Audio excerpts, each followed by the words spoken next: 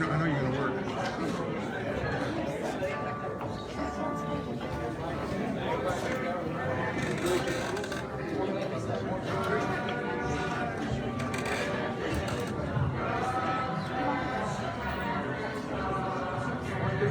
One, two, three. 1, 2, 3. 1, 2, 3. 1, 2, 3.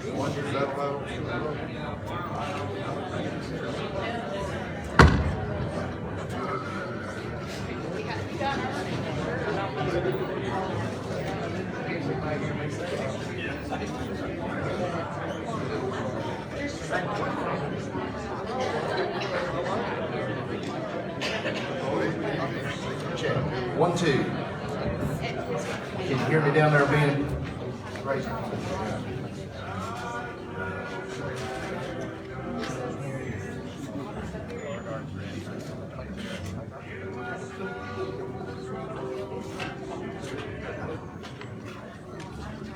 Everybody ready? Good evening, ladies and gentlemen, and welcome to the Meet the Mayor Forum.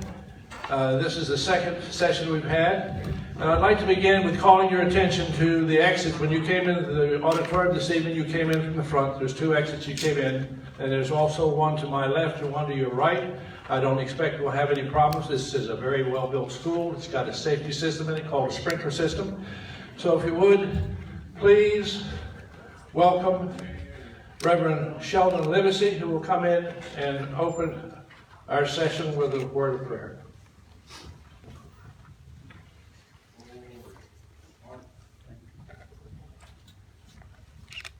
Can we bow in prayer? Father, I want to thank you for the community that we live in. We believe that we live in the very best place on the face of this earth. And I want to thank you for some new folks that you're sending in our way with great gifts and talents, many of which have fled religious persecution in the places that they lived.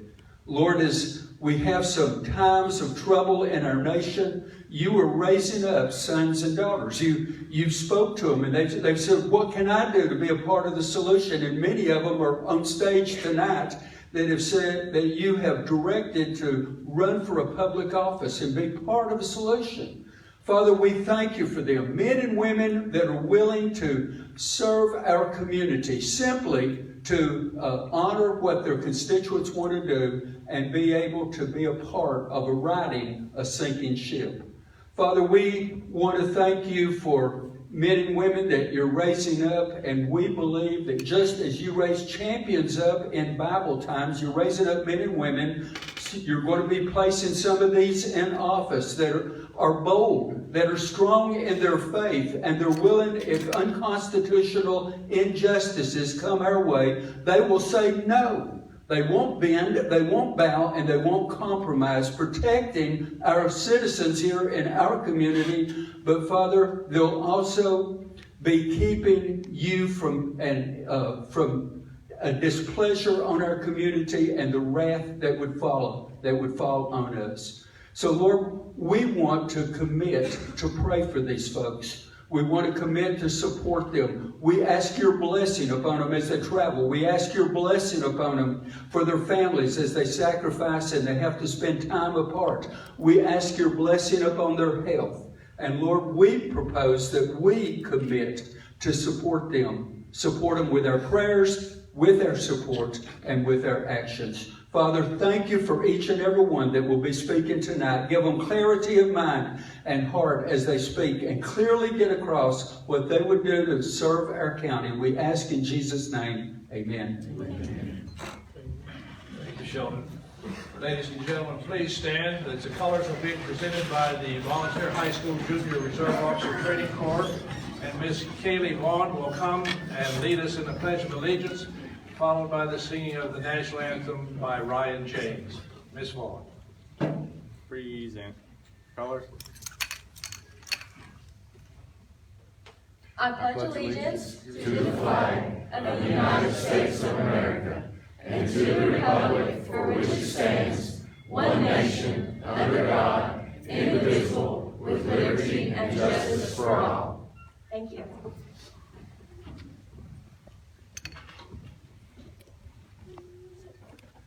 Oh, say, can you see by the dawn's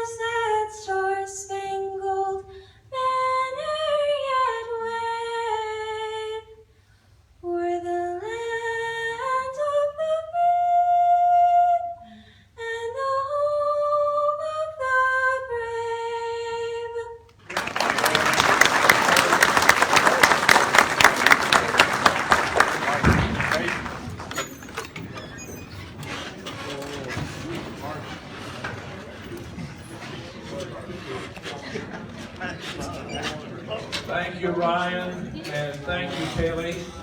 Let's give a big hand to the volunteer junior ROTC. Thank you very much.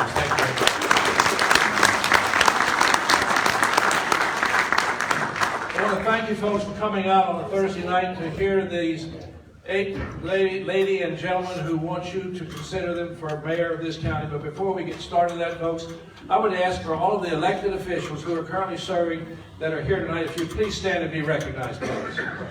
I know we've got some county commissioners in here. Please stand up. Thank you for being, in fact, these 3 county commissioners were here last week. Thank you very much for being here. Now, there are also several folks in the audience tonight who are running for office. And those who are running office, would you please stand and be recognized? Big round of applause.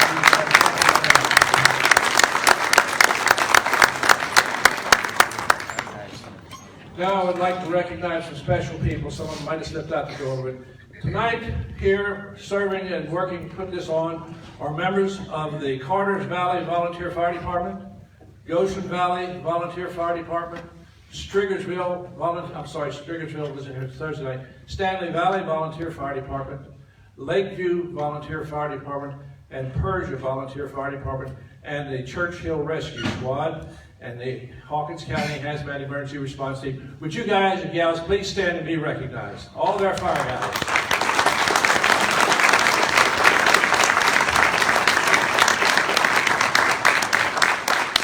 In your program, ladies and gentlemen, there's a page that talks about our fire service here in Hawkins County. And the one thing you need to know and understand is the volunteer services in Hawkins County saves this county in excess of $15 million a year. $15 million a year. And they do it volunteering and begging for money.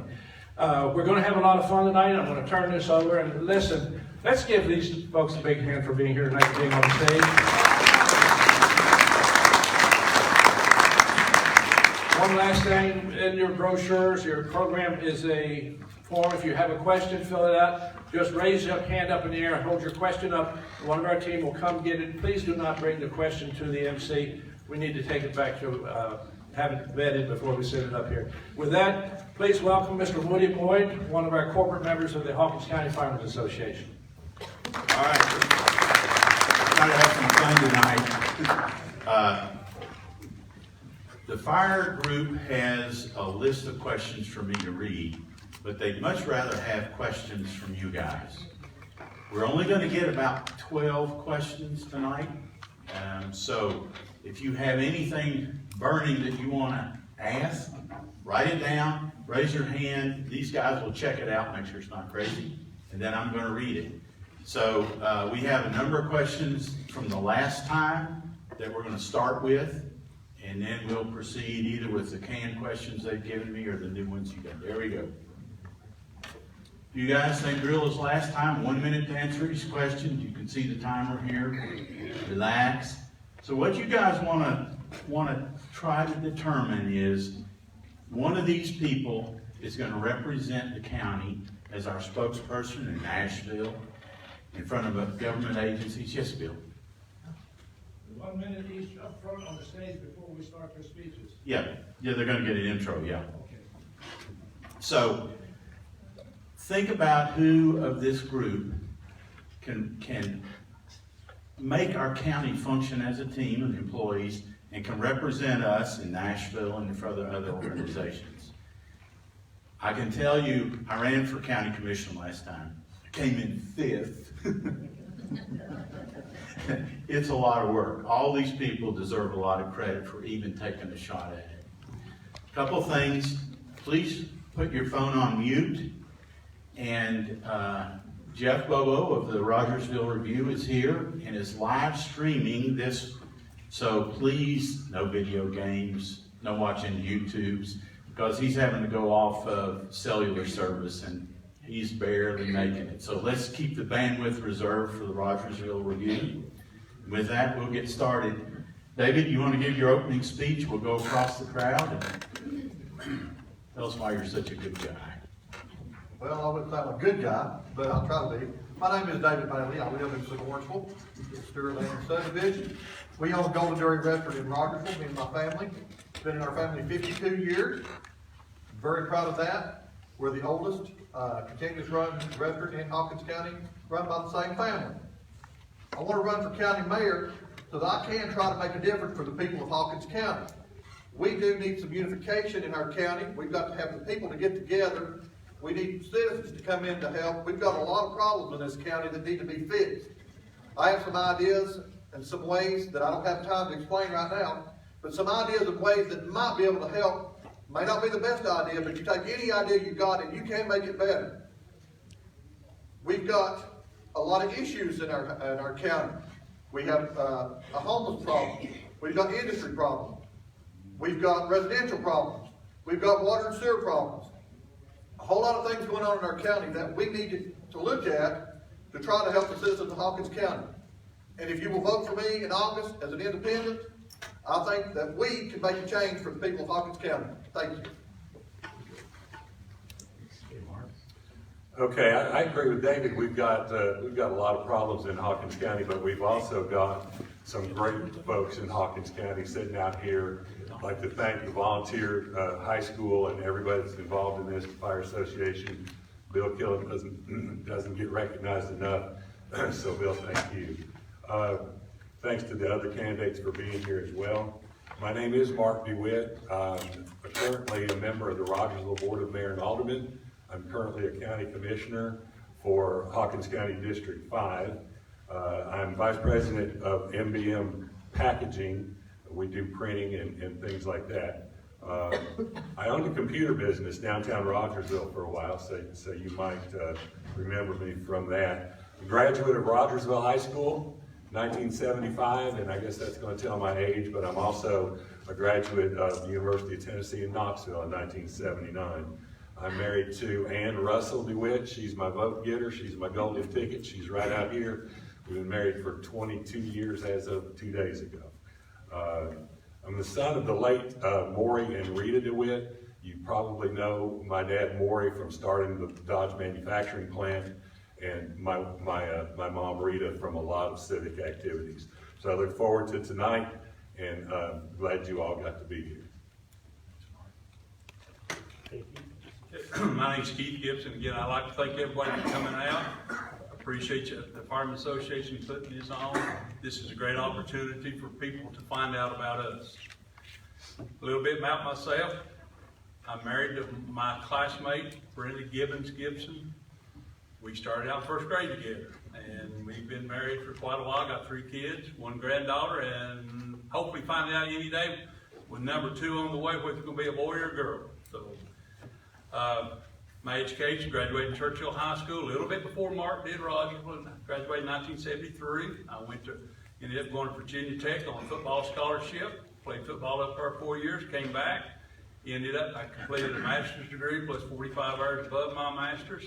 I taught at Churchill for 1 year, moved in to volunteer when it opened, so I feel like I'm coming home here. I spent 12 years here, then I went to Sullivan Central, spent 18 years in administration. I'm currently an alderman in the city of Churchill and also a county commissioner, and I would appreciate your support. Thank you. Mike? I'm Mike Carell. I've been a county commissioner going on 8 years. Ever since I've been a county commissioner, I've chaired the full commission. I've been the chair of the budget. I've been the chair of public safety. I've been the chair of solid waste. About every chair there is almost. I'm married to Angie Gibson Harrell. I think she might be a little bit getting the Keith here, I'm not sure. But I've been married to her for 24 years. We got 2 kids, both of them's attending ETSU. I'm just the guy that don't have no conflict in the county. And I just want to make a difference and try to help get the county back on track. Thank you. Okay, Kelly.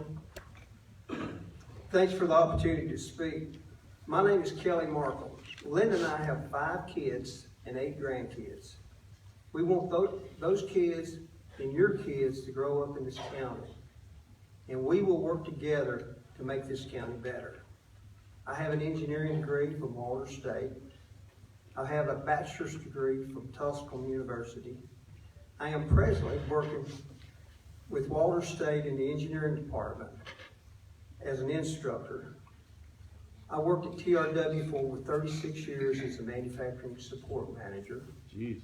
I'm a superintendent at Tunnel Hill Missionary Baptist Church. As your mayor, you will see me working hard for you. We will work together and we will pray together. That's so important. And we'll get results together. God bless you and God bless Hawkins County. Thanks. Kenny? Hello, my name is Kenneth Stapleton, and I reside in Hawkins County, and I have since I was about 1 year old. We moved here from Chicago. My wife's Leah Stapleton, and we just introduced our baby boy into this world last Friday.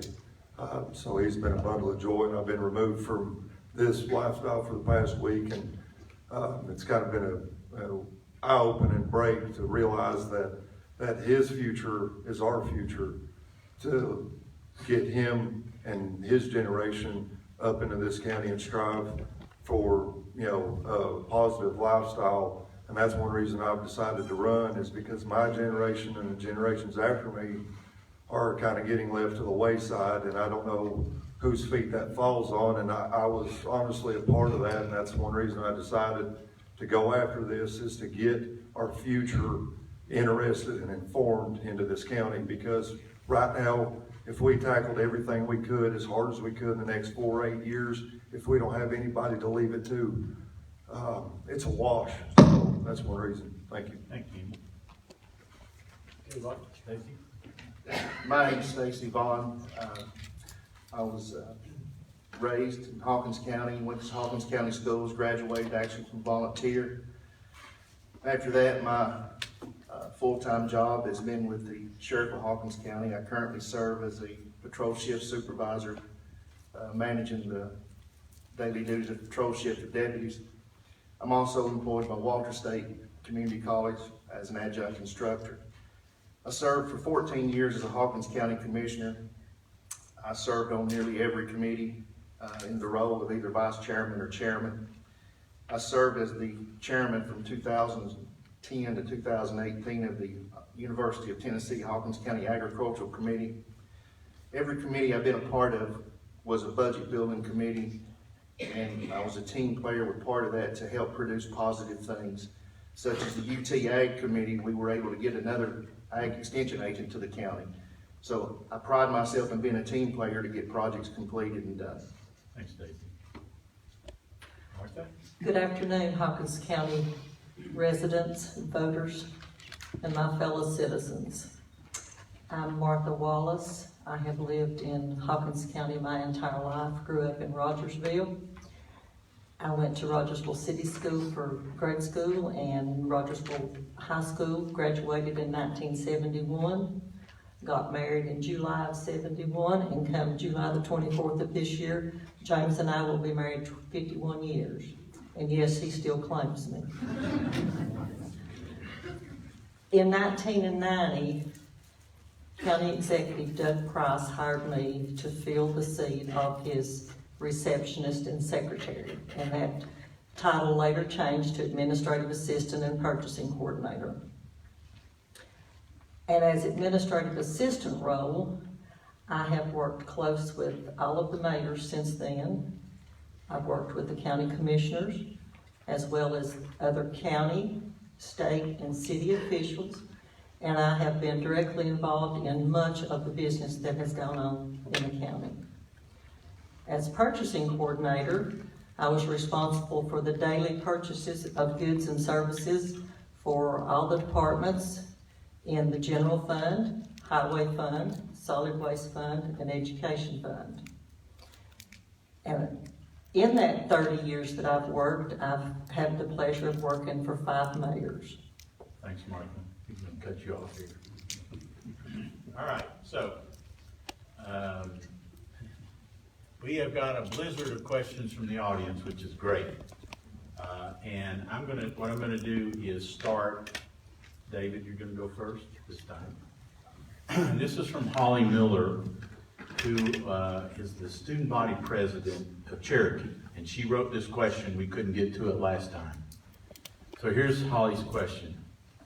What plans do you have to encourage students pursuing higher education to return to Hawkins County after their graduation? First of all, you've got to have an infrastructure to bring those children back to the county, get them educated, bring better jobs into the county where they want to be, nurses, doctors, teachers, lawyers, whatever. Have a facility to have the ability to facilitate, to keep those students and those people in our county, because they are our future. We have some great schools in our area. We've got ETSU, of course, Knoxville, Tusculum, Carson Newman, Walter State, all great schools. All of them have got different programs. I do know that we have a lot of our students that leave because they just don't have the opportunity here. Well, as the mayor, we've got to find ways to get those people to stay. Thanks, thanks, Dave. Yeah. Okay. That's quick. Yeah, a minute goes fast. A minute goes fast. Okay, I'm a product of the Hawkins County schools, and I've been, I can't tell you how many different places I've lived, all the way from Missouri to Hawaii, back to Colorado, back to Kentucky. And I came back to Rogersville because I think that you have to have a deep-rooted love for Hawkins County.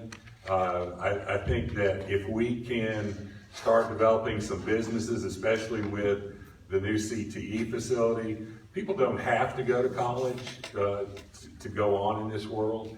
So if these businesses get developed, they'll need some managers, they'll need some people to guide them and help them too. So there should be reasons for these folks to come back. They may do like I did, leave for a little while and come back, but I think we can accomplish that.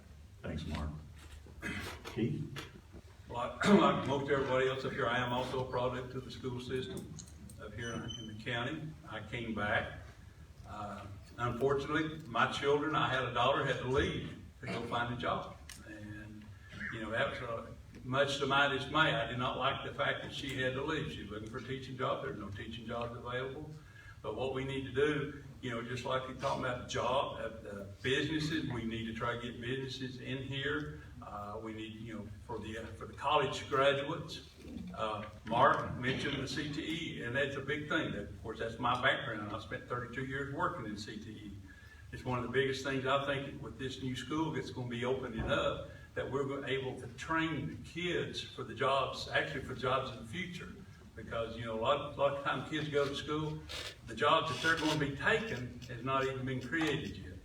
So, you know, we just got to work, try to get businesses in here that will be a place that they want to come back to. And that's the big thing, make them where they want to come back. Thanks, Keith. Mike? Okay, I'm big on CTE. I mean, that's where I graduated from, CTE classes, so I'm kind of real big on CTE, and I think that's where it's going to have to start with our young generation. And also, I like to see the young generation get more into the politics, because I think if we start getting a young set of mind on some of the things that's going on in the county, I think that's going to help. They will give us the input and try to help us keep some of these kids here in Hawkins County. So I really believe the CTE is a plus in my book, and I also like to sit down with the director of schools and try to figure out ways we can start doing programs in the county for the seniors to try to get them more involved in what's going on with the schools and the county itself. Thanks, Mike. Kelly? I'm working at Walter State now and teaching a lot of technical classes. Of course, we go into other classes too. And I've been helping the Christian Academy, Lakeway Christian Academy in Morristown, and we're starting a program, a welding program for them, helping them with that. I think our Applied School of Technology is what they call it now. If I become your mayor, which I plan to, I will visit them. We got to get back to where we're training kids in machine shop area. There's CNC equipment, and there's a lot of fear there, but you can take away those fears with just a few classes, and you'd be surprised. I'm teaching some guys now none of them knew anything coming into it, and now they're proud walking out of there. They've actually used a lathe and a mill, a cut-off saw, a grinder, and it's exciting seeing that. But that's what we need in Hawkins County, because there's jobs out there now, technical jobs that they can't fill. Thank you. Kelly? One way we could get kids to come back to our county is unleashing the potential that we already have in a lot of the businesses that have made a name in the county, and a lot of the kids don't know the absolute potential of how far they could go with the jobs that are already provided in Hawkins County. Obviously, we'd like to see the county grow, all of us. I believe that's a mark for everybody. But I believe that there's a lot of unseen job potential that people could go out, or the businesses come to the schools, or get with the director of schools and say, hey, we have positions open for manager, supervisor, and ways to move up in the county before we have to bring in a larger industry into the county. And Hawkins County, the lifestyle, it's just different. That's why people move back here, because it's not as fast paced, and people like our surroundings that we have. But with that, I believe that we could tap into that. Thank you. Stacy? The county is going to have to be marketable to the individuals that have graduated high school, went to college, in order to come back here and get the jobs they're wanting to get. We're sitting on a gold mine, as I've said before, with the Phipps Bend Industrial Park. We contract through networks out of Sullivan County to market our properties down there to try to recruit business. I think as a county as a whole, we need to get behind our industrial recruitment, our industrial board. We need to support networks. We need to try to bring those jobs in here, recruit those companies. I know Larry Hawkins and his team works hard. They work daily, weekly, trying to support that ordeal to bring companies in here, to sell our spec building that we had out there like we did a few years ago, to try to recruit those businesses. I served on the board of directors of the Holston Business Development Group, which is located at BAE. It's an incubator. It's a place where small businesses come in, and the county gives a small portion, like $50,000 a year, to help support that, so people can grow their small business and they can branch out into places such as the Phipps Bend Industrial Park. We need to get behind both of those projects to support those, so we can bring the jobs back in that people are going to college to go to work for. Thanks, Stacy. Martha? I think that we need to work with the school system, screen the kids at school. I know now I have a grandson that's a freshman, and they do have career tech classes in school. Encourage them for a path in a trade. Check with the industries in the county and see what their needs are. Make sure that we teach those classes at the career tech school. And everybody's not college material, so that career technology school is going to be very important to our students that are going through high school now. You're going to have students that want to go to college to have a career in a professional field. We need to make sure that the area is in the need of what their profession is, and work with them to be able to set up a small business. It's very expensive to set up a small business and start out. Thanks, Martha. Okay, Mark, you're going to get the next one. Ready? Yes, sir. Holston Connect has invested a massive amount of money to create a countywide high-speed fiber optic network. Some pundits are saying that these networks are the new industrial parks. Given the recent explosion in remote work, how can Hawkins County leverage Holston Connect's investment and recruit knowledge workers that bring their high-paying jobs with them, resulting in increased economic activity, especially sales tax revenue? I think we're far ahead of the game, thanks to Holston Connect, getting some high-speed internet in here. And as you know, we went through a pandemic. Everybody's been through that. A lot of people ended up working at home. A lot of businesses are keeping people at home, and we need to market that fact that we do have that infrastructure in place for their business already. I'm proud of Holston Connect's efforts, and I think that As far as generating sales tax from that, was that part of the question? It is, yeah. Okay. Increased economic activity. Okay. You're gonna have a lot of folks that start home businesses, and they're gonna rely on that internet to do so. You know, we have to capture that sales tax from those home businesses as well, to make sure that we're capitalizing on everything we can. But as I said, we're ahead of the game. We've got a great infrastructure in place, and we just need to get the word out about it. Okay. How are we gonna leverage Host and Connect? Host and Connect has been a great thing for Hawkins County as far as getting this internet out in some of these rural areas. I know my neighbor that moved in next door to me, moved in here from Louisiana, and he and his wife both work at home. But my son works from home, so this internet is providing a lot of opportunities for people to move in here, to move into some of these more rural areas where they can work from home. But as far as, getting the economics, not 100% sure about that. You're talking about small business, people start, businesses from home. I'm sure that's a good possibility. But I think the biggest thing is marketing that this internet is available throughout Hawkins County. And I'll stop there. So how are we gonna recruit remote workers? Well, I'm gonna start off by saying, Host and Connect itself has brought a lot of jobs into the county. And I guess that's where it kind of starts. Me having my own small business, I have Host and Connect myself. So, it's great. I think it will benefit the county. We need to get it all over the county. I think there's still some spots maybe that don't have it. But I think it's gonna be great for all the small businesses that's coming into the county and big factories. So I kind of think it's just wonderful, so. Thank you. Kelly? I've got a son and daughter-in-law that work from home. One's works in accounting for Eastman, and the other one works as an accountant for a coal company.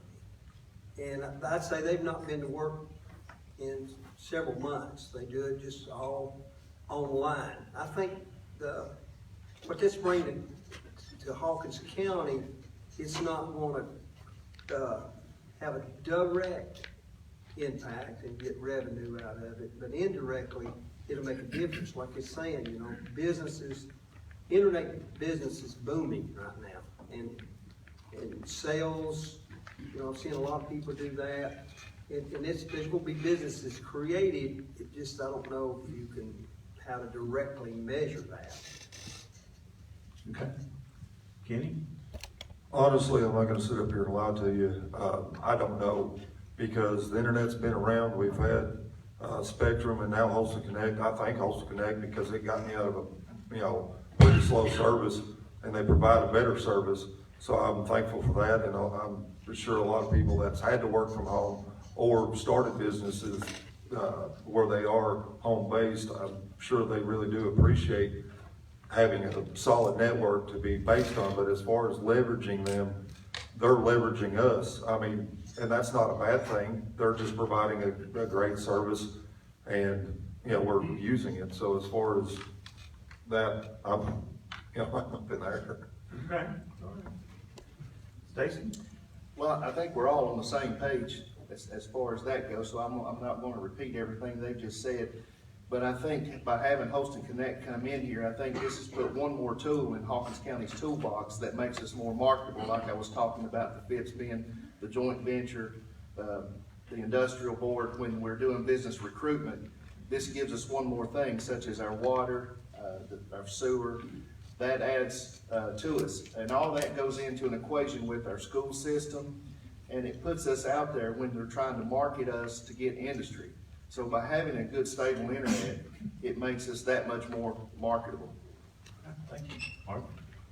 I think Host and Connect has helped to put us, as Stacy says, as a better advantage of industries coming in, because as I've said before, they look at the area and what services is provided before they move here. But not only industry, but people moving from other states that work from home or rely on their cell phones, that cell phones don't work in all the remote areas. So if they have internet, then they can use their smartphones through the internet and the Wi-Fi, which gives them their connection to other people in the county and the services when they're at home.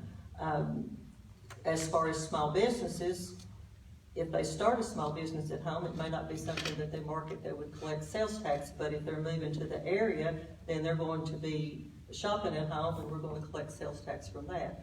They're probably collecting sales tax or some type of excise tax from the internet service, and I'm not sure exactly who's getting that. Okay. All right. Those were the easy ones. What? You forgot me again, Woody. Folks, last week in Rogersville, Woody forgot me a couple of times. It's okay. Well, you're not up to August. I'm used to being forgotten about anyway, so it doesn't really matter.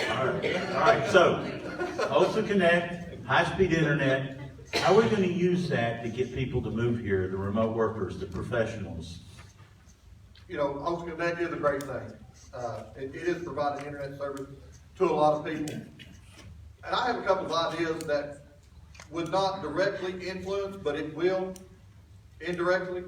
We need tourism too, folks. Tourism brings a lot of money in. Look at Sevier County, a county of 80,000 people that has 20 million visitors. Yeah, they do have the Great Smoky Mountains. But we need to utilize our geography. We need to utilize the places that we've got. You bring things into the county, and I won't disclose all of those, but there are things that you can bring into the county that bring tourism, bike trails, motocross trails. There are things you can do. Scott County, Virginia has done that. Their tourism is booming. They've got all these riding trails for four-wheelers and everything. Booming. They're making money off the Creeper Trail up in Damascus. Riding a bicycle. We have stuff like that. It will bring jobs into the county. It will bring tourism into the county. And it will cause other businesses to come. That's just one idea. And plus, you know, Ulsa Connect, it is a great service. And it is going to be our future. All right.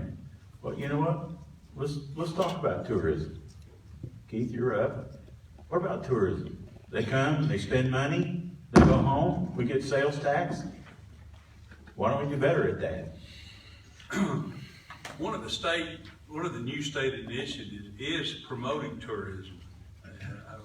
In a meeting that Gary Hicks talked to us, and he mentioned that money is going to be available to help promote the tourism. What we need to do, we need to find it, and Hawkins County is rich in the historical areas.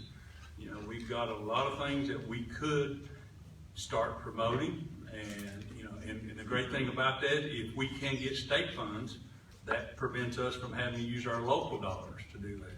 But this is something, you know, we got Laurel Run Park up there, we got the Hell Springs Inn down here, you know, the historical, and who knows, the Amix Mills, there's all different kinds of places that's in this county that we can promote. And there's a lot of people would like to come. I know Otis Eldridge has that little, forgot what he called his town over there, that he talked to me one day about how many people he had show up from all over. They've done documentaries on it. So if we can take advantage of some of this state dollars and use that to help start promoting and get more tourism in this county. Thanks, Keith. Okay, Mike, how are you going to promote tourism? How are we going to get more tourists here? Well, I think we ought to start out by, we're going to have to start getting grants. And we're going to have to find somebody that's good at writing grants. Because that's where it's going to start, and I see that to be a big problem here in the county, because we do not go after enough grants to bring stuff in for people to do. So, and I mean, like what Keith said, I agree with everything he says, but it's all going to have to start with getting a grant writer. And that's where I think it needs to start at. Okay. Kelly, how are we going to do tourism? I think the city of Rogersville is starting to do a good job. I think if we would look at what Segorsville's doing, with their, just, you walk in their museum and you'll see things if you've been around here forever, you'll see, the missing links. How many remember those? You know, that type of thing. But it's not getting out there. I mean, they got stuff to see. And I think my opinion, no disrespect, but we're procrastinating. We've got all these ideas, and if you look at all these ideas, they were here 4 years ago. I say it's time to take action and do something. It's time to go look for those grants, not just talk about it. But let's don't talk about why we can't. Let's talk about how we can. And I think that's a big issue with all of us right now. Thanks, Joe. Kenny? So with tourism, I believe that we could do a better job of getting what we have established out there and marketed across the country, because a lot of people, they moved here because of that. And I've talked to probably at least 100 people in the last few months that's moved here because Roswell is what it is. So when we talk about bringing in for tourism, what aspect are we talking about? Are we talking about a town type, or are we wanting to get something, towards Pigeon Forge? And honestly, I don't want a Pigeon Forge. I believe bringing tourism here and getting the essentials that we have, like Keith said, with Otis Eldridge, the Memory Lane Car Show. We've done a lot of stuff downtown. The Jeep shows that benefited police forces. Hale Springs Inn. We have multiple things. We need to market them a lot better and possibly bring in more types of events like that. That way we can keep our town the way it is, but grow. All right, thank you. Stacy? We have a Chamber of Commerce and we have a Chamber Director that promotes Hawkins County daily, weekly, yearly. And the Director works on a very small contribution from Hawkins County. If the County Commission currently wants to help promote tourism, then get behind your chamber director and do what you say, promote tourism. Because we have a director that's out here every day that can help promote us and make us shine and do any kind of projects that Hawkins County wants to do to further their tourism. The steps are already put in place. The only thing missing is funding. So if you're willing to fund it, it's there. Next, Stacy. Martha? As Stacy says, Nancy Barker at the Chamber for Hawkins County and Rogersville works closely with tourism. She works with the tourism of Northeast Tennessee State. They have a brochure that is in various locations within the county. They have a website that promotes Hawkins County's historical history. We have Civil War. They partnered with the Civil War Trail of the United States. We have several monuments through the county on the Civil War Trail that you can stop and read. That's marketed. We've had the Quilt Trail before that has meandered through the county and across the state. The camper sites in Mooresburg, if you drive through Mooresburg, you see little campers everywhere. Most of those people are coming from somewhere else, so that's bringing tourism into the state. The fishing, the lakes that people can go fishing on that come and live in those campers, and some of them come and stay all summer. So I think that, as Stacy says, we need to get behind the chamber and encourage her and have to fund her. And I know she does work with state grants too. Thanks, Martha. Okay. No, I don't. You're out, David. You already answered the tourism. No, go ahead. There is a lot of ways that we can bring tourism into Hawkins County. David Crockett's grandparents are buried in Rogersville. We got one of two ebbing and flowing springs in the world. A lot of people, that's no big deal, but it fascinates me to go out next to Davis Mill and see that creek rise and go down every 4 hours. There's two places in the world to have that. One's Rogersville, Tennessee, Hawkins County, and the other one I think is in South Africa. So a lot of people, they'll drive to see stuff like that. We've got Laurel Run Park. We've got different things throughout the county. but we can also have enough to come in. We call these people in Damascus and Scott County and ask them how they got those things going. See if they'll help us get our creeper trail or to get our bike trails or whatever. You know, we do anything. We've got Heritage Days. We need to promote this stuff more because Heritage Day just doesn't do it for the weekend. We need something 52 weeks a year. Yeah. And we've got to have that in order to do it. And as the mayor, I will do everything I can to bring that in. And of course, one thing leads to another. Thanks, David. Okay, Mark. I've always been a firm believer in tourism and the tax dollars it can bring in, that we don't have to pay anything back out on. It doesn't cost us to put their kids in school. They're giving us money to develop the tourism in the county. It's been mentioned the Rogersville Hawkins County Chamber of Commerce. They are an organization that works hard toward tourism. I am on the board of the Main Street organization, which is under the Chamber of Commerce. Things like the car shows and motorcycle shows that we talked about don't just happen. Those are pushed by the Main Street organization. And grant writing, yeah, that's great, and we do need some more. But I can tell you that through the Main Street organization, we have gotten grants for historic sites like the Powell Law Office, St. Mark's. We've got a park plan in place now. If you've been to Swift Park lately, you'll see all the improvements there. So there are organizations already working on that, and they could use help, but we're working on it. Okay. Mike, ready for a good one? This is from Brother Sheldon Lewisay that gave us our invocation tonight. Hawkins County recently declared itself to be a sanctuary county, the first in the state of Tennessee to do so. As county mayor, what would you do to interpose the county between its citizens and a tyrannical federal or state government edict? Yeah, that's a good one, isn't it? Yeah, Good one, Sheldon. Hawkins County recently declared itself to be a sanctuary county, the first in the state of Tennessee to do so. As county mayor, what would you do to interpose the county between its citizens and a tyrannical federal or state government edict? I thought that was a good one. All right, back in, I think it's 18, I was the one doing the Second Amendment right sanction for the county. So I think that, the Constitution is in place.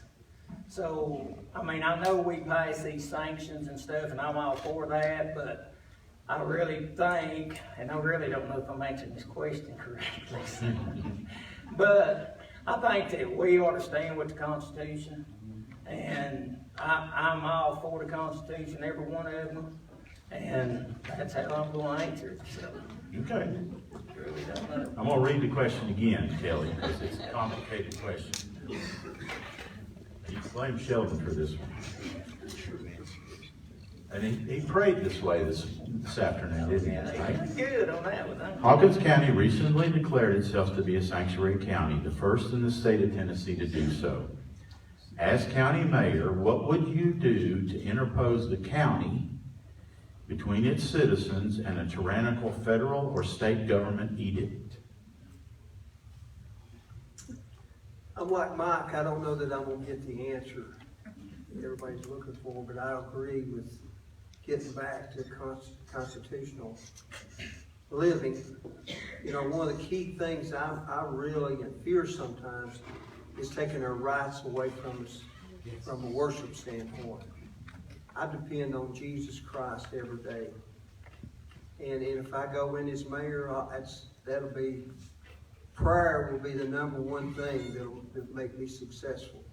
And I think with this resolution, I think Mark is the one that did it, was a good step to protect us on that. Thanks. You want me to read it again? Yeah, I'll give it a shot there. I know, Hawkins County recently declared itself to be a sanctuary county, constitutional sanctuary county, the first in the state of Tennessee to do so. As county mayor, what would you do to interpose the county between its citizens and a tyrannical federal or state government edict? Okay, I'm gonna start out with, as well as Mr. Vaughn there, I was a former deputy, he still is. I know that our boys in blue locally aren't gonna back a tyrannical government. I'm pro-American as anybody in here. In my background, if anybody knows me personally or has done any research on me, I have shot for several companies across the nation, so I know what it is. I've seen it firsthand. Going to SHOT Show, going to the NRA show, I see directly how much of an impact that a tyrannical government can be. Our Second Amendment right is there to protect the first. So without your second, you can't start anywhere. It does hit home. I'm kind of jittery on this one. I think that us coordinating with our local sheriff's departments and emergency response teams, if something was like this to happen, that communication would be vital, and I do support the Constitution, and I am pro-American. Want me to read it again? No, Go ahead, Steve. 4 times, I would stand by and support the Constitution 100%. I would stand by and support the legislation passed by Hawkins County to support the Constitution. As mayor, I would be the front runner in any fight for any agency, federal or what it be, to come in to try to tell us different. It would be my duty as mayor to be sure that our rights were protected as Hawkins County in Tennessee. Thank you. Martha? As mayor of the county, if I'm elected, I would take an oath that in my oath that I would support the Constitution. I fully support the Constitution of the United States and the state of Tennessee, and I think that if a situation arose that you had to fight for the Constitution, then it would take more people than me, and I would be the leader to encourage the county commissioners and the people in the county to stand up for the Constitution and what it's for. And above that, I think, as Kelly has said, you have to look for your guidance from God above, who gives us everything that we have to begin with. Thanks, Martha. Okay, David, I'm not going to forget you this time. Yeah. Second Amendment, right to bear arms. You know, I've got my guns. I'm not a big deer hunter. I don't hunt. I don't do anything like that. But I've got my guns. No one's going to walk into my house and take my guns. The federal government, Joe Biden, you know, whoever, is not going to take my guns. And as the mayor, I will stand at that front door and tell them, no, you're not coming in. You're not taking this. You're not doing that. And working with the commission and the people of Hawkins County, we can stand up to those. We have, you know, it's just unreal that some of the stupid ways that people want to be anymore about the gun issue and everything. Our forefathers done that for a reason, to help protect us from each other and from other countries that want to try to invade. It is, to me, nonsense, and I really don't know how to say this, but it's just sort of nonsense that we even have to have a discussion like that, because we are free Americans with the best system in the world. Yeah, thank you. And Mark? Okay, this one's right up my alley because I sponsored that resolution for making Hawkins County a constitutional sanctuary. As I understand it, a couple other commissioners were approached to do it, and they found it to be too controversial to back. But once the wind started blowing in the right direction, it was a unanimous decision from the commission to declare Hawkins County a constitutional sanctuary county. It's straightforward. We pledge to support the Constitution of the state of Tennessee and the Constitution of the United States of America. Simple as that. I mean, we, in the Constitution, you've got the Second Amendment, you've got, people that can be a well-regulated militia if it gets to that point. I definitely support the NRA. I've been a member for a long time. And I think they're, depending on, you know, the level of the intrusion, I guess you might say, there are different things you'd have to do. But that resolution is in place and we can always go back, fall back on that. Okay. Keith? As a commissioner, we took an oath to support the state and the Constitution of this United States. And I take that very seriously. I'm also a member of the NRA. I'm a hunter. I have my gun collection. My wife says I have too many. She said one's enough, but I don't believe in that.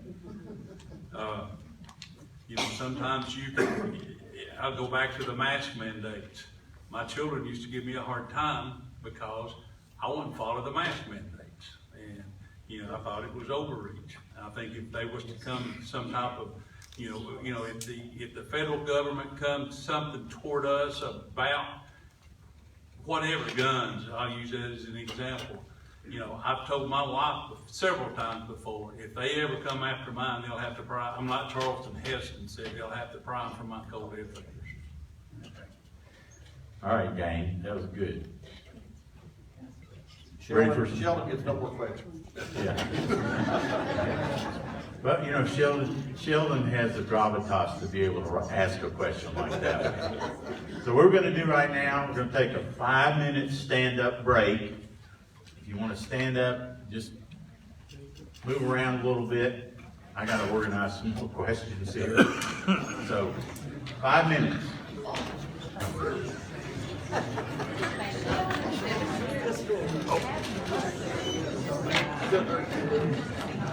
What is the question? Would you have to go and stand up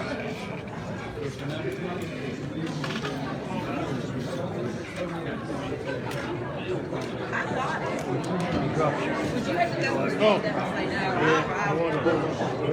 I know you would. That could be historical. That's right.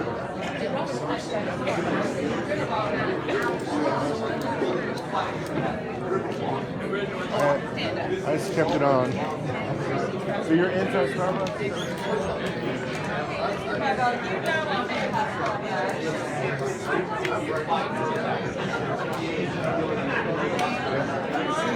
You like small resolutions?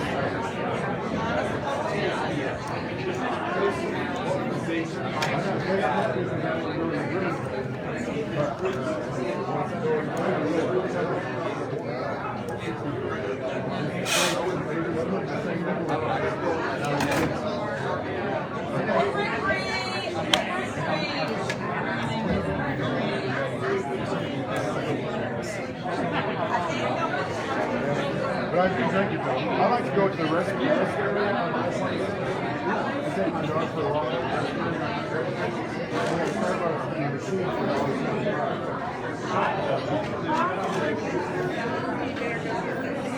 Well, it's time for a drink this time of the night.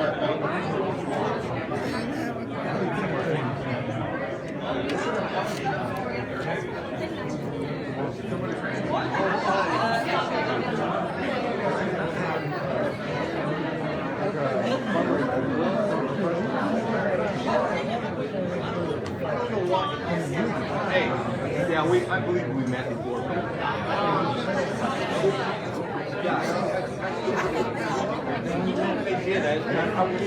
I wish Doug would have talked to us for, yeah, Mark would have talked to me before. Because they break into that. I wanted to answer the They got a door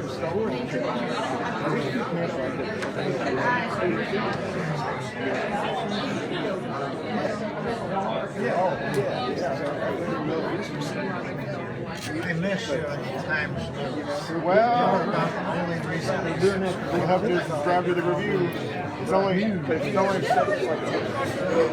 $47 a year. Now for you, it'd probably be 35 or something though. Assuming you're a senior, I'm not going to assume that. So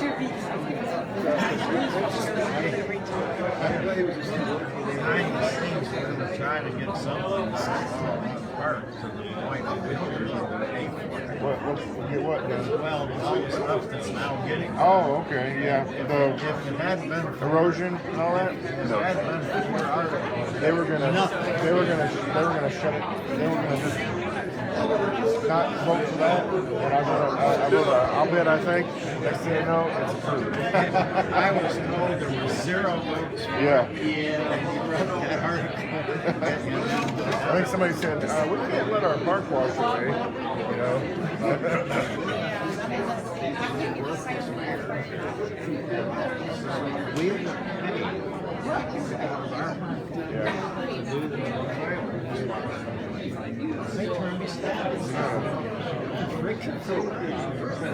I mean, I was astounded.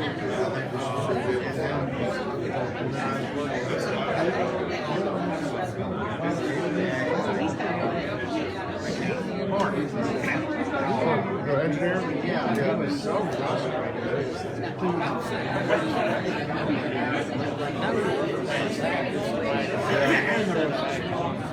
We were doing conservation work up across there. There was wicked money falling out of our wood.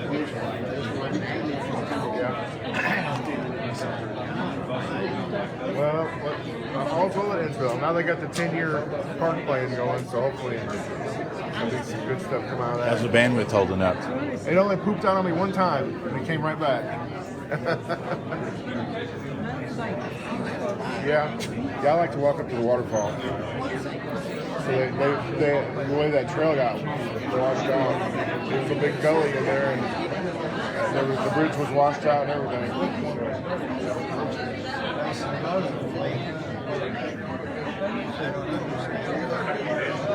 We would have had that trail done a year ago. I had the contract done because I'm the one people going about the trail. And our contract is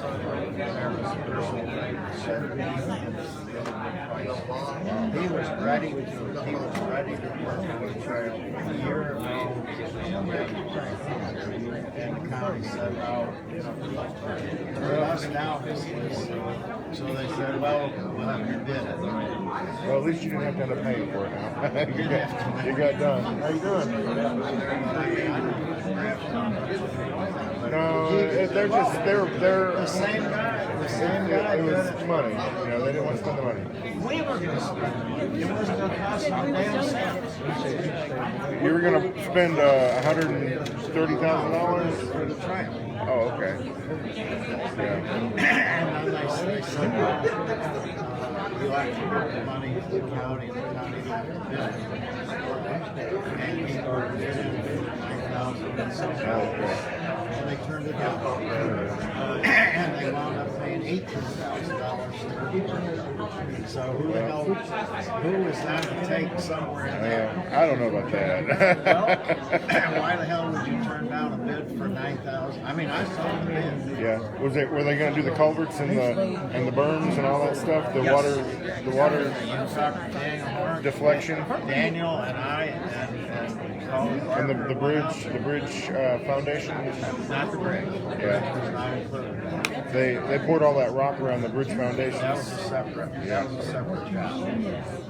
That might be part of the 18,000. No, Mark mentioned that was $3,000. Well, I don't know if it's still done. We haven't done it.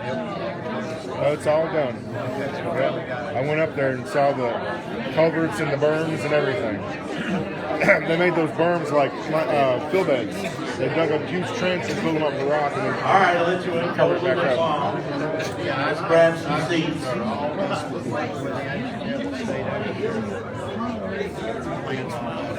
Yeah. He's Daniel's brothers. Oh, okay. We got a special deal to get him in here. Good. Well, all's well that ends well. Well, nice meeting you.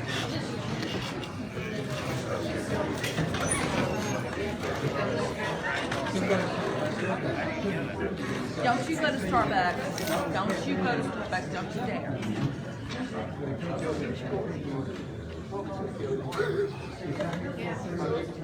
Y'all want to keep softballs? You up next? Yes. I think you are. So we've got a few inside baseball questions. You know who sponsors this event, right? Right. Fire guys. So we have some questions from them. Currently, municipal fire departments are not dispatched into the county until requested by one of the volunteer fire departments. An automatic aid agreement would dispatch the nearest fire station to the fire incident. Would you recommend convening a meeting of all the municipalities and volunteer departments to enact an automatic aid agreement for the entire county? As I understand that, means everybody gets dispatched and they coordinate, but they don't right now. Can we read that again? I think I understand it, but I thought it was like that now. You know, I travel the county a lot back and forth, and I see a lot of the firefighters. They're my heroes because of my house burnt in 05. I'm not going to. But I think they do a pretty good job right now from a teamwork standpoint. Because you might see Persia, but then you may see Rogersville, and they've got some way of speaking to each other when they need help. There's enough help there. But to totally answer your question, I didn't even know it was like that. But Would you get them all together? yeah, you're all together. Yeah. Bring them all together and work out an agreement? That's what this question is about. Oh yes, I think that would be good. Yeah, okay. Yes. Now, when you refer to municipalities, are we within city to county or? Mike's off. Stacy? I unplugged it.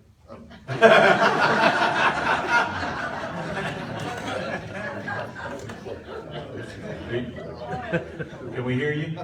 Can you hear me now? No, not that, you. Flip them around.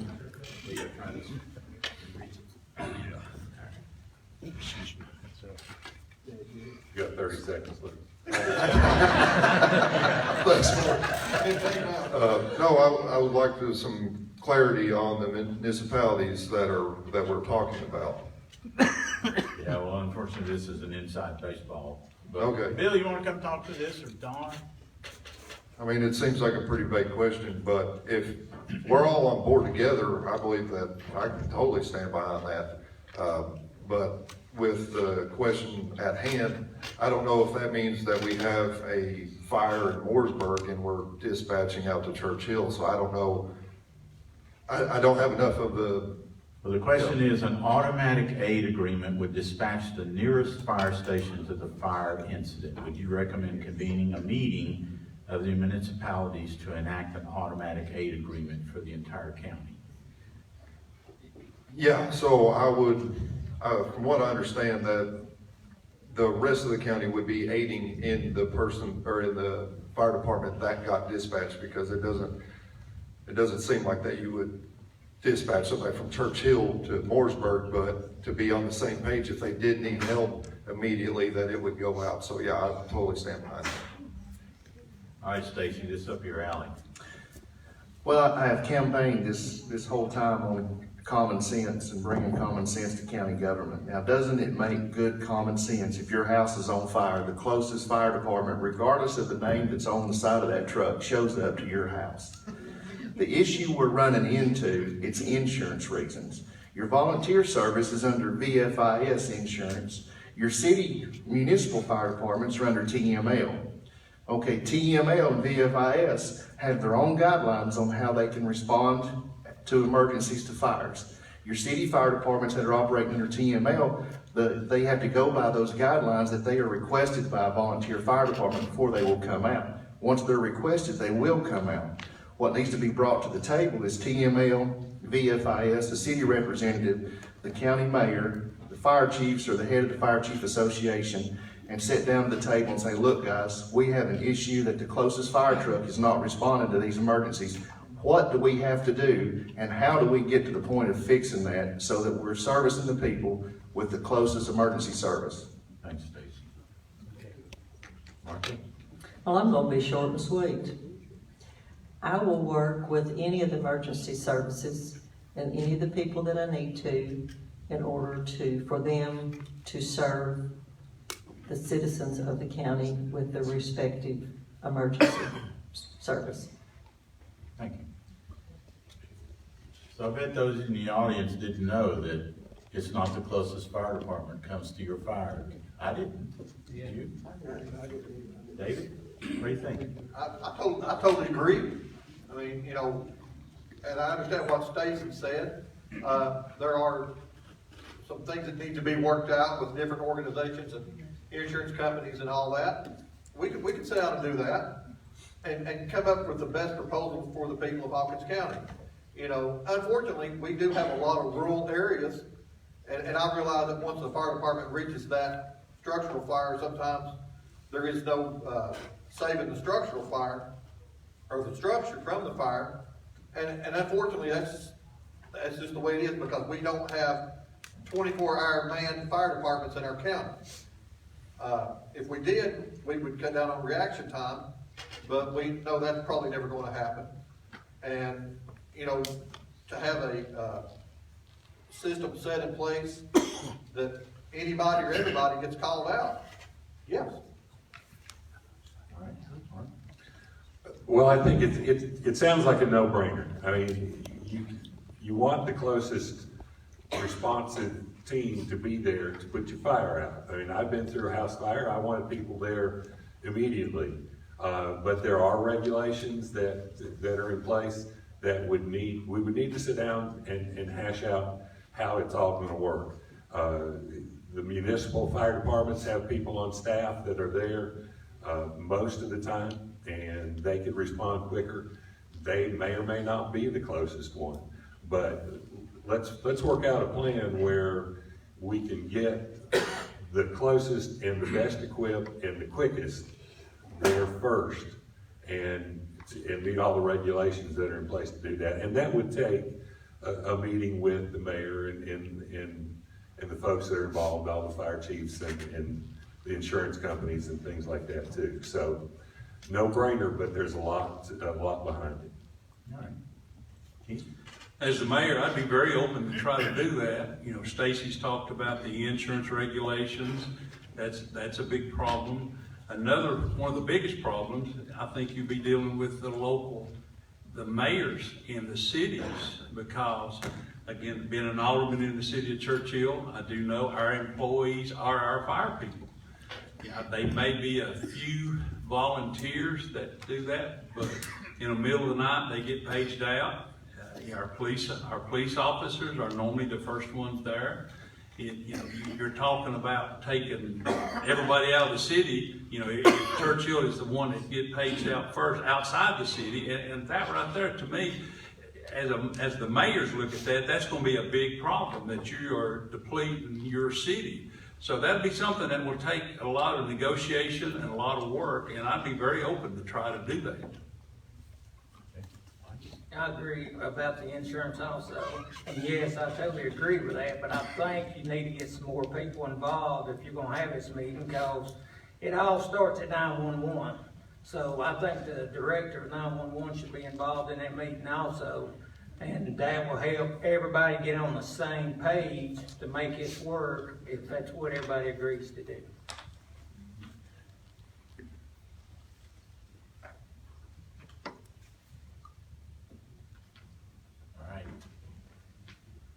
Question. These are all related to emergency services, and I think these all came from volunteers in the back. So I'm going to read them all. The first one is, what would you do to improve emergency services in the county? If elected, what are your thoughts and feelings on the current level of county contributions to essential services?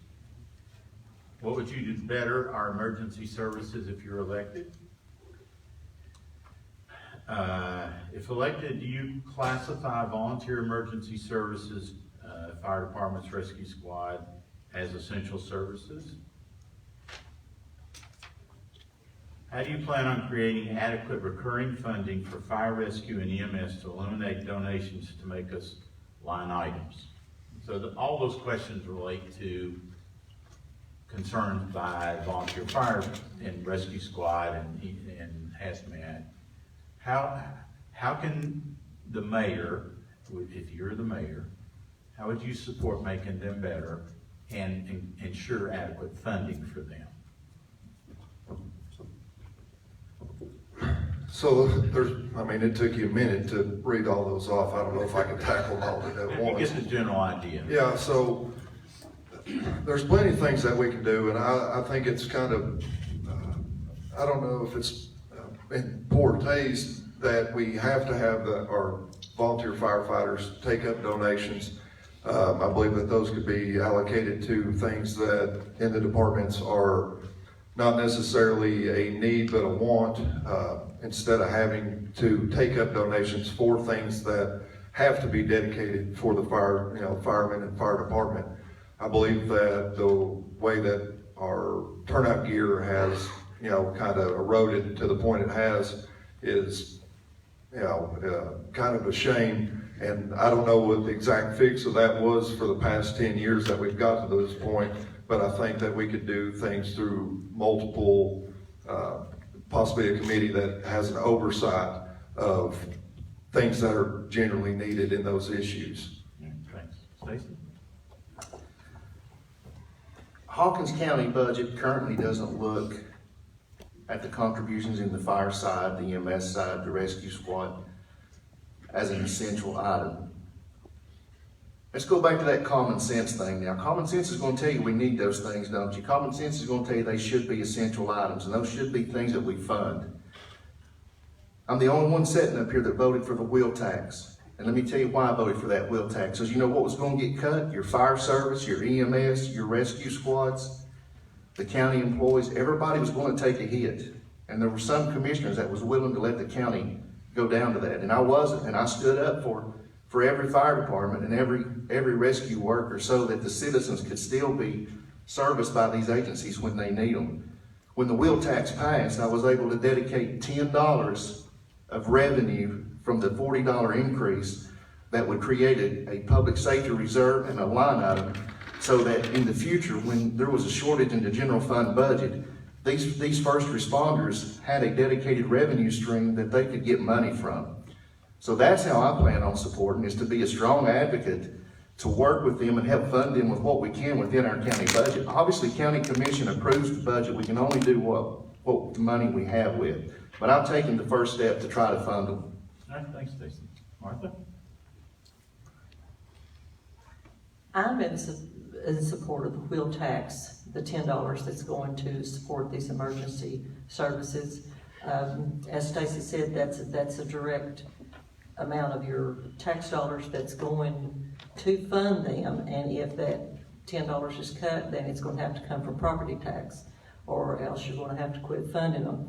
Now, and I've been in the mayor's office for 30-some years, and I have always worked with the emergency services, will continue to work with the emergency services, but it's not something that the county mayor can do on its own. You have to have cooperation from all of the agencies, from the county commissioners, from the citizens as well, and the emergency services have to be good stewards of what funds they have, I think.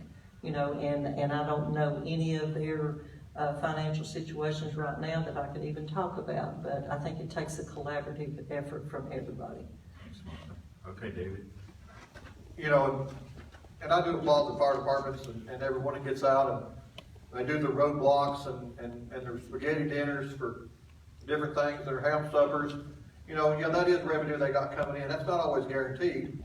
But usually people come out and they try to give $10, $15, do whatever they can, and I appreciate that. And I know they do too. Every dollar counts. One thing that I'd like to see, and we've talked about the wheel tax a little bit, is I'd like to know how much revenue that we're losing from the wheel tax, that people go out of the county and buy vehicles and don't pay the wheel tax, and or just don't go buy their wheel tax sticker and drive on dead tags. We're probably losing thousands and thousands of dollars just on that money could be appropriated back to our essential services and everything to alleviate some of the pressure off of them so that they could buy better turnout gear, equip their fire trucks better, and everything, So, it's a collaborative effort from everybody to try to help these people do the best they can do with what they got. Thank you. Mark? We've got a golden opportunity right now with a lot of these ARPA, the American Rescue Plan Act funds, the COVID relief funds. I've been chairman of the committee that's trying to make recommendations to spend that money. We talk about turnout gear. We've already made the recommendation and it's passed through the commission. We're buying turnout gear for all of the fire departments in the county. I think we've made a lot of progress for the public safety services, because also from those funds we have designated money and it's been approved to go ahead and put the new radio system in, make it digital. That's come through that committee. So we're already working on that kind of thing. But I also want to mention that, I've talked about this in Rogersville, that there was a committee that was two committees that were put together to make recommendations for services, for emergency services in the county. And their recommendations were never really even considered by the commission. I think it's time to take a look at those and get us working toward a really good support base for emergency services. Keith? In my time on the commission, I have tried to be very supportive of these services. One of the things that we have, it's on the agenda this next Monday, is there's a move to cut the wheel tax $10. I personally would rather see, and I have mentioned it, I mentioned this in Cherokee and I mentioned it in other places, that I'd rather see us take this $10 or part of this $10 and start on a rotating basis work and try to buy these volunteer fire departments a new fire truck. It's approximately $300,000 from what that I've heard. I heard that through the city. They were talking about one for the city of Churchill, about $300,000 to buy a new fire truck. We could take part of that money instead of spending it, instead of just cutting it, and use that for services that would benefit everybody in this county. On a rotating basis, you have to go on who has the worst need of a fire truck, buy them one the first year, and then who's in the second need the second year. It'd take us a few years, but eventually everybody would get a new fire truck. Okay. Mike? I think we need to start with the fire chiefs. I think we, as a county mayor, you need to sit down with the fire chiefs and figure out what all their needs are. I'm one of them that voted against the wheel tax, and I'm going to tell you why, because I do not see the state coming in here. Our contributions are so big, I do not see the state coming in to cut public safety and put everybody in this county in jeopardy. I understand what Mr. Vaughn's saying, but I just really disagree with that theory, because that's putting the liability on the state if they cut out the public safety. Now, the $10, they went to public safety. At the time it was voted on, it's supposed to be in for the fire departments and any other public safety to have money allotted for needs of fire trucks or whatever. And somehow the contribution from the $10 is now giving them their contribution, where originally it was coming out of general fund. So I don't know how that got changed, but I like to see that go back, and that way you have your $10. Then when a fire department or any other public safety in the county needs something, they can come and ask for it, then the county commission have to approve it. And like I said, I think it all starts with the fire chiefs, because the county needs to know all their needs. And right now, I hear needs about every budget time.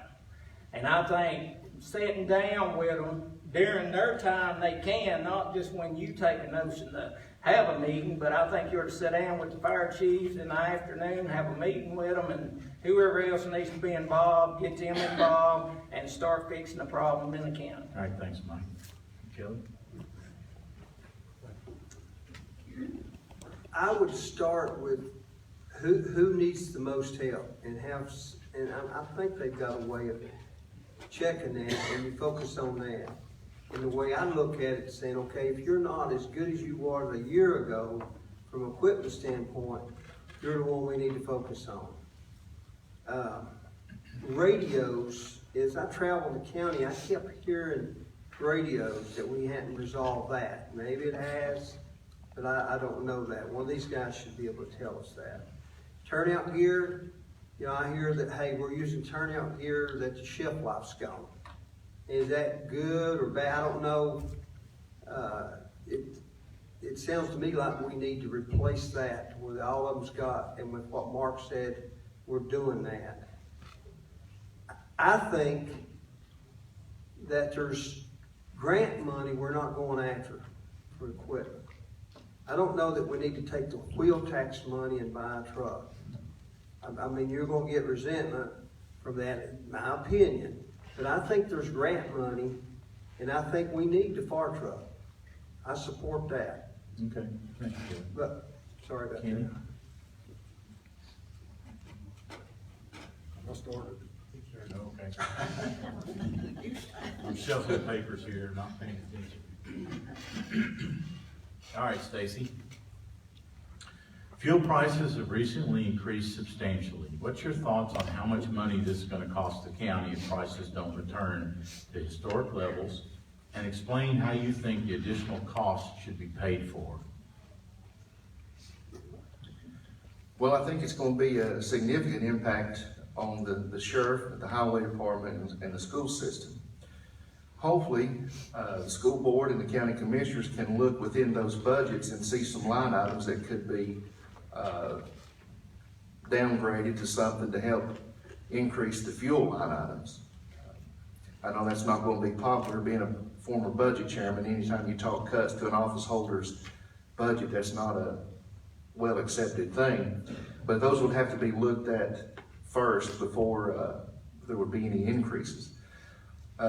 There's a fund balance at this time, and one of the commissioners mentioned there's a $10 reduction of the wheel tax. So with everything that has increased, including the fuel, I'm not sure right now is the time to look at decreasing any kind of revenues, because you're going into a budget process now, so you don't know what the school budget's going to look like. You don't know what your general fund or your highway fund is going to look like, just because of the increases such as the fuel. If it's a 1-year thing or a 2-year thing, you could subsidize it with your unassigned fund balance and hope at the end of the year that your numbers come in less than projected. So that basically, that's going to be my answer, is just juggle those budgets and see what you can do. All right, Martha? Well, in processing invoices, I can tell you that the county uses Fuel Man as to purchase their gasoline through, with the exception of the highway department. And we do not pay the dollar amount that's on the pump. We get a discounted rate through Fuel Man. The fuel for the highway department is bid every year at the end of June, which starts July 1, and you bid it a percentage over rack price for the day that you bought your fuel. So you don't know what the fuel's going to cost, but just know that we're not paying pump prices for it. Now, in times past, I have seen the fuel go up, and you've had to adjust the budgets at the time. You know, the departments could look at their routes that they're, like the sheriff's department, their routes that they're doing, maybe alleviate some of that. I know that the education department has ordered some smaller buses this year to help with their fuel cost. Thanks, Martha. Hey, David? And I'll concur with some of that. There are ways that you can reduce, you know, by changing routes and things of that nature. There's a lot of questions in that question that could be asked as far as why this and why that is, you know, but working with the committees, with the budget and things of that nature.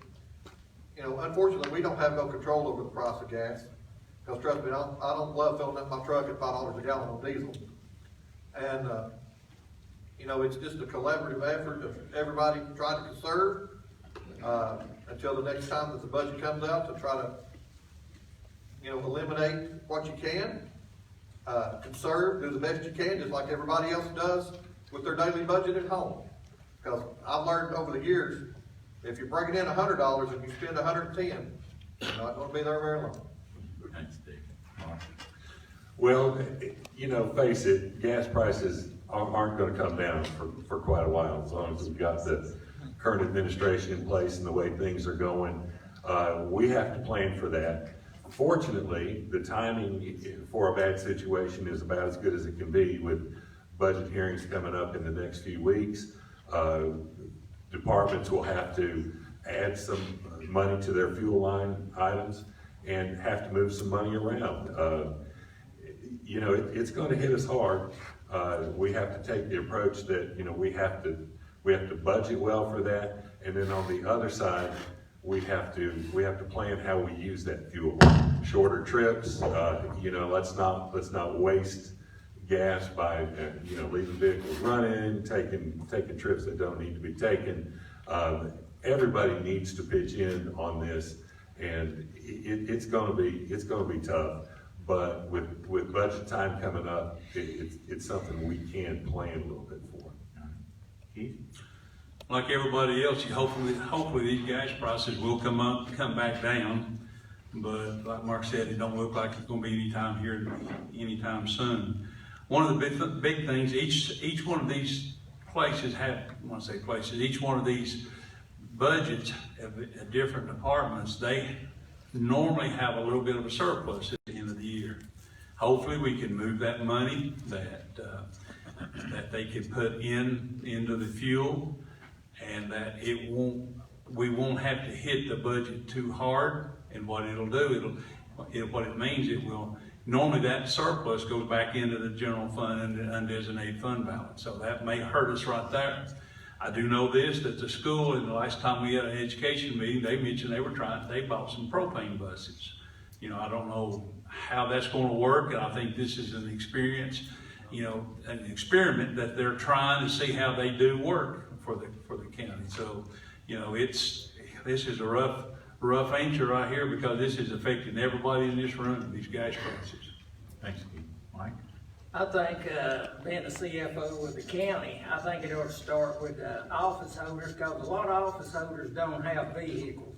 So I don't think you ought to jeopardize their budget. I think you ought to start with the office holders that actually has county vehicles, and start with them trying to figure out if you can figure out ways to see what needs they really need to be driving that vehicle. I mean, I know like Sheriff's Department, they drive a lot, and the schools, but I mean, I think property assessor and solid waste, I mean, that's stuff that's gonna have to move anyway, and I think you ought to start with the office holders that's using vehicles, instead of trying to jeopardize every office holder that don't have a vehicle. I think it ought to just start with that. Kelly? I agree with mostly what was said, but you can just do so much of that.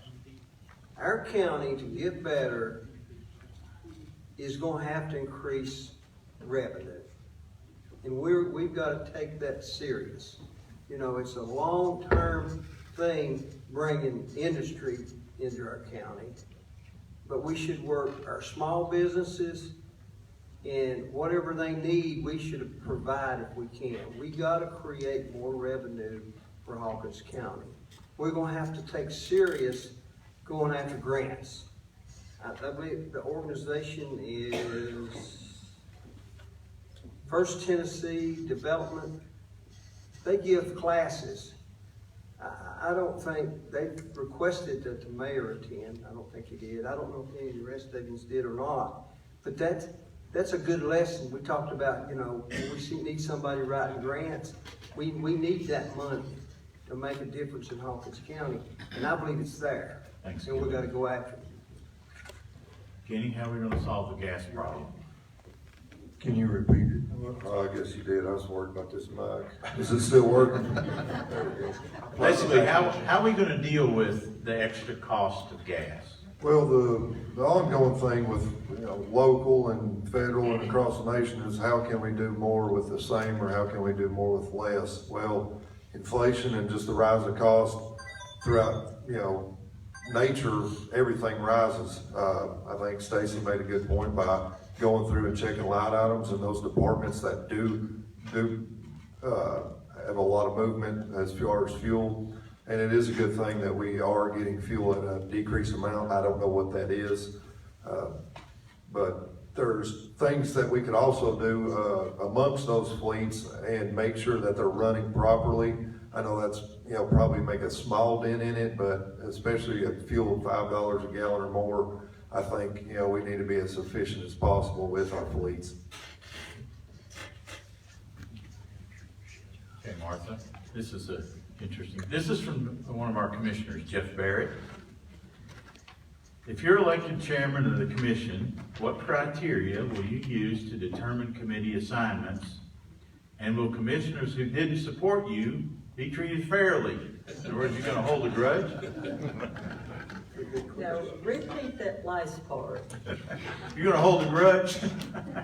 I'll read the whole thing again. It's a good question. It's a good question from Jeff. If elected chairman of the county commission, what criteria will you use to determine committee assignments? And will commissioners who did not support you be treated fairly in campaign and committee assignments? Well, just let me start by saying that I hope over the 30 years I have treated everybody fairly. I don't hold grudges. I normally say what I think and get it off my chest and it's over with.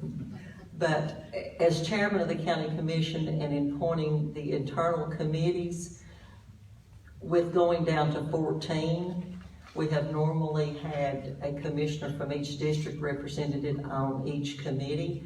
You will have to look at the committees, look at the commission, and see what their work schedule is to know whether or not they'll be able to attend meetings. If you have as many committees as you have now, we may have to combine committees in order to get county business done that needs to be done, that needs to go through committee, in order for the committee members to be able to be there during the day for a committee meeting. So it'll take a lot of looking at the commissioners and what committees we need.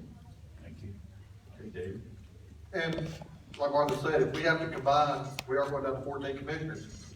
We will be having to combine some committees, probably, everything, but you also look at the qualifications of your elected officials, of the county commission. If you've got someone that's a CPA, why not put them on the budget finance committee? I mean, it's sort of asinine not to do that. Qualifications for whatever department that they studied and learned in, and if they do, put them on that committee. As far as holding the grudge, if I'm elected, I'm actually going to call each commissioner and ask them, are they doing this for the county, or are you doing this for yourself? And if I don't get a positive response, I'm going to ask for a resignation. So I'm not going to hold a grudge, by no means, because it's not for the betterment of the county. But if you're not going to be in it for the county, then you don't need to be serving. And also, anyone that is put in as an elected official, we are working for you. So why would we not put it in best interest to do what is right and put the right people in each committee? Thanks, David. Mark?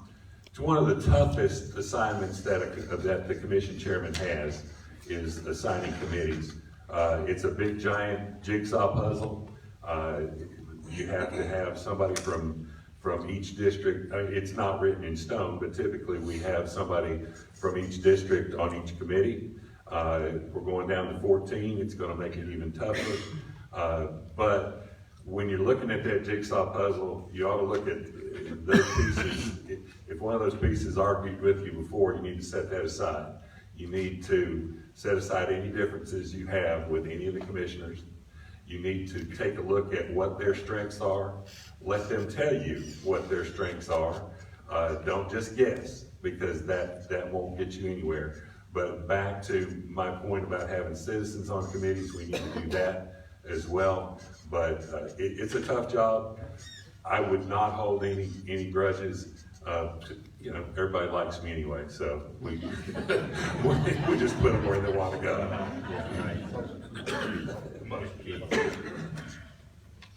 That is probably going to be one of the worst jobs when it comes to the point when you start appointing these committees, because you'll make half of them mad. Half of them want to be on one committee, the other half, everybody wants to be on certain committees, and they don't get the committee they want, so you're gonna make 7 of them mad now.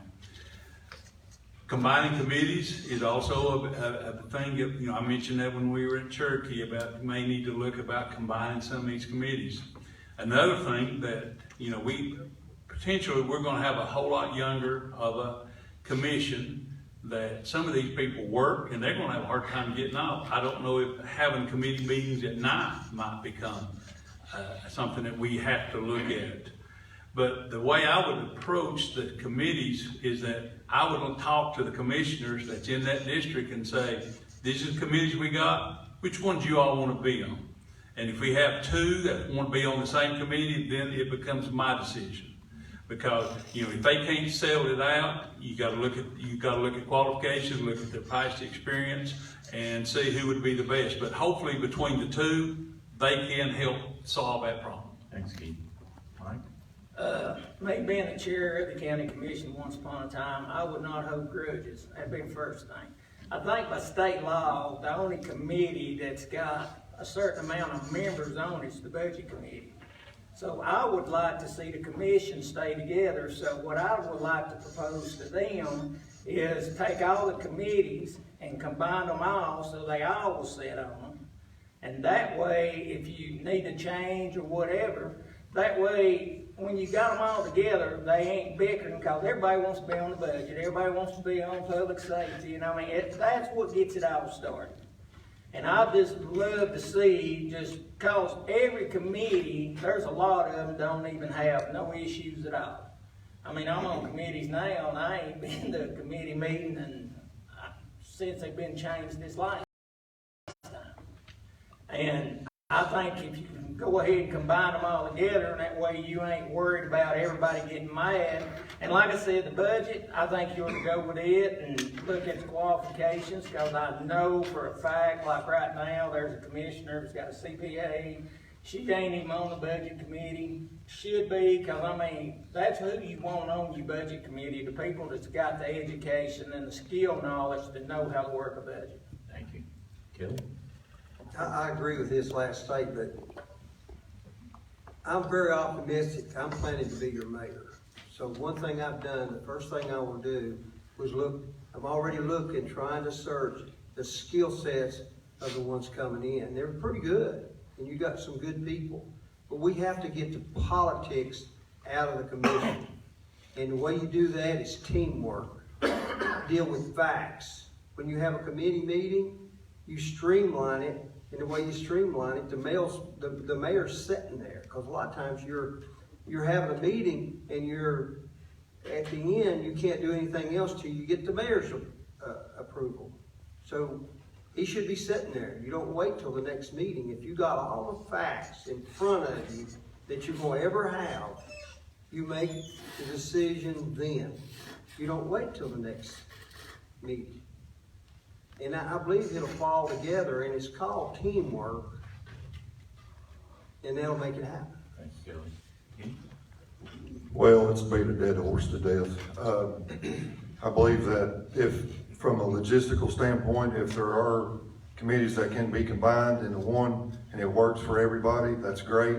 You have some people that offer different skill sets, and if that allows them to do particular committees, that's great. So we really don't know this until we get into it and we can see it from a standpoint of where that needs to happen. I can't say one needs to happen over the other until we get into that. So, and as far as holding grudges, I think a lot of people forget that we're adults and we've lost the ability for communication. Whether you disagree with somebody or not, you have to have a conversation. Because without that, I don't know where you stand. You could possibly be right, and me too, but without looking at the view of reference, we can't work together for that. So I think communication amongst the committee members and the commissioners is vital, to be able to impart on those discussions. Thank you. Steve? No, I don't feel I would have any reason to hold any grudges against any commissioner that didn't support me.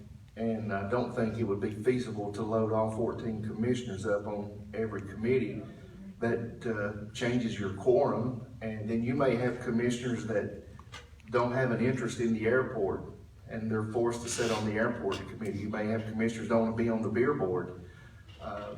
Same as with the road committee that meets a lot, you know, to go over the road budget, the road list, the road issues. One committee that I probably would want to put everybody on would be the budget committee.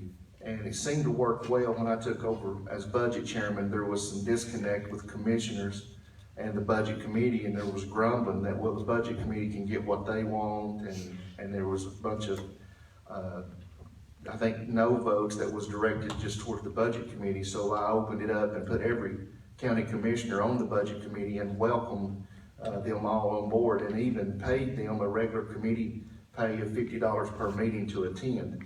And I think it worked out well for the ones that wasn't part of the budget committee that attended, and they had a say in when they could help make the budget. So, and I would use to promote people or put people on these committees based on their recommendation and their experience. I got one more thing to say, and I'll let you go. There was a commissioner said that last week he would not put a county employee on the budget committee if he was elected county commissioner. If that county employee is following the state of Tennessee, the laws to be an elected county commissioner, I would not discriminate against that employee or anybody else on what committees I put them on. Okay, Stacey.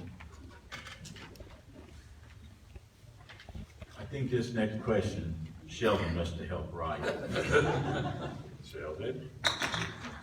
This is from Bernadette Pager, and for those of you who don't know her, Bernadette is a lobbyist and advocate for healthcare freedom, and she was instrumental in the law that was passed, I guess, last week, allowing ivermectin to be sold over the counter. So here's her question, and this lady knows what she's talking about. The CDC issued recommendations and guidance that was treated like law throughout the land and was recently struck down in the courts. During COVID, controversial and unproven protocols were forced upon the public without any local scrutiny or proper due process. What would you do to ensure your citizens' due process rights are upheld during public health emergencies as provided under the 14th Amendment? So let me read that one again. So I'll say it. See, Sheldon helped write this one. Okay, so the CDC issued recommendations and guidance that was treated like law throughout the land and was recently struck down in the courts. During COVID, controversial and unproven protocols were forced upon the public without any local scrutiny or proper due process. What would you do to ensure your citizens' due process rights are upheld during public health emergencies as provided under the 14th Amendment? Thank you for that question. You're up. Is that me? Yeah. Well, the CDC, Centers for Disease Control, all they recommended, as the county mayor, and I said this a couple of years ago when all this crap started, that if I were county mayor, I would not have instituted a mask mandate. We're grown adults, we know how to take care of ourselves, or we should. Now, I do know that we've got people that have health issues. We've got children that have health issues. And I think as responsible adults that I could make that decision for my child or for my parent or anyone else that would need that. If you walked into a store, and just like at our restaurant, we didn't institute a mask mandate. We had people that wanted to wear a mask. We told them if they want to, fine, go ahead. But I would not institute that. As the store owner, if they wanted to institute that, then I did abide by their guidelines. But I would not institute or go by the federal or the CDC guidelines because it's only asking you to. It's not a law that you must. All right, thank you. Mark?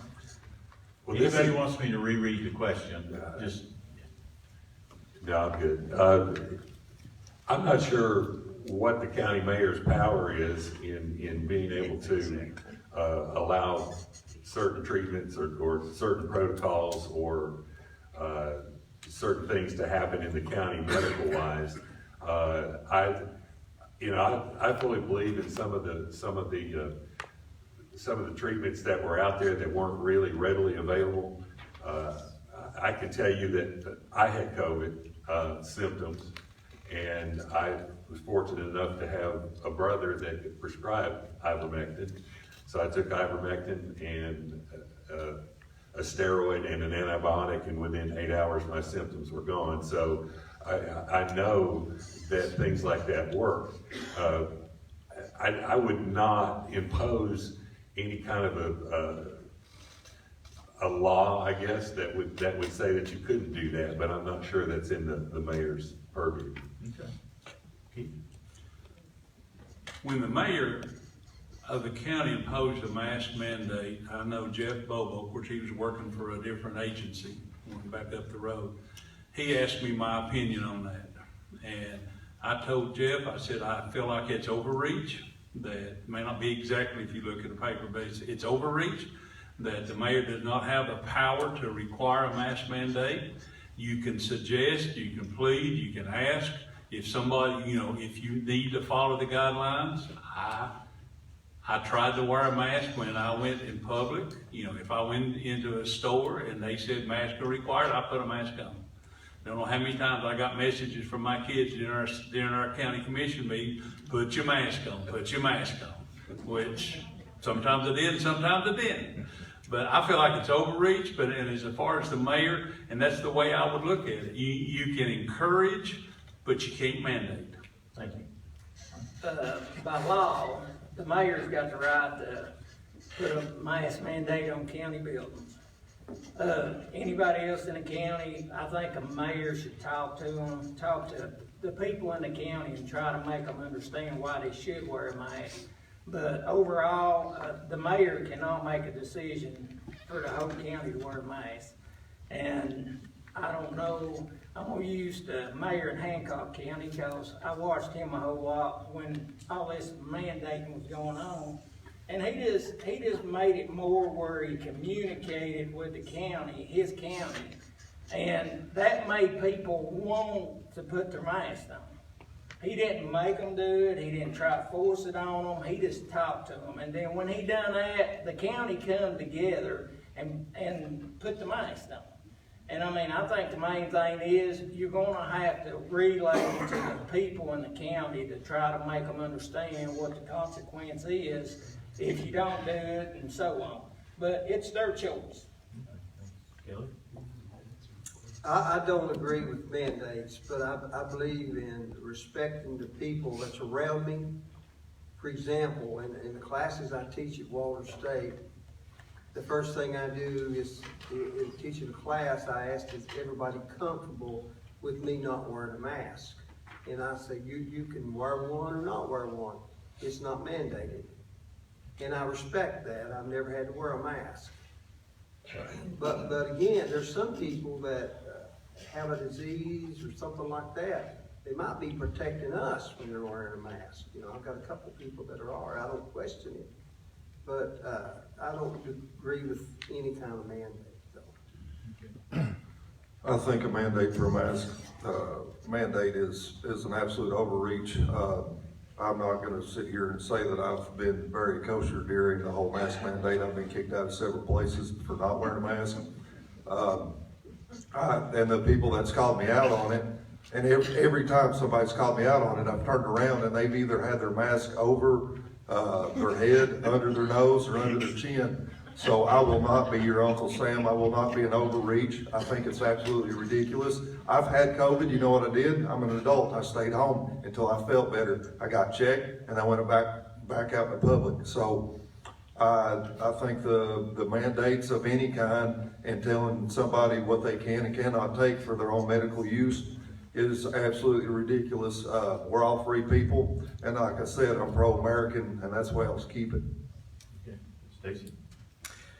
If me as the mayor has to tell you to wear a mask and wash your hands, Hawkins County's got bigger problems than what I thought. You're given the information from the CDC. It's not my job to come out and hold your hand.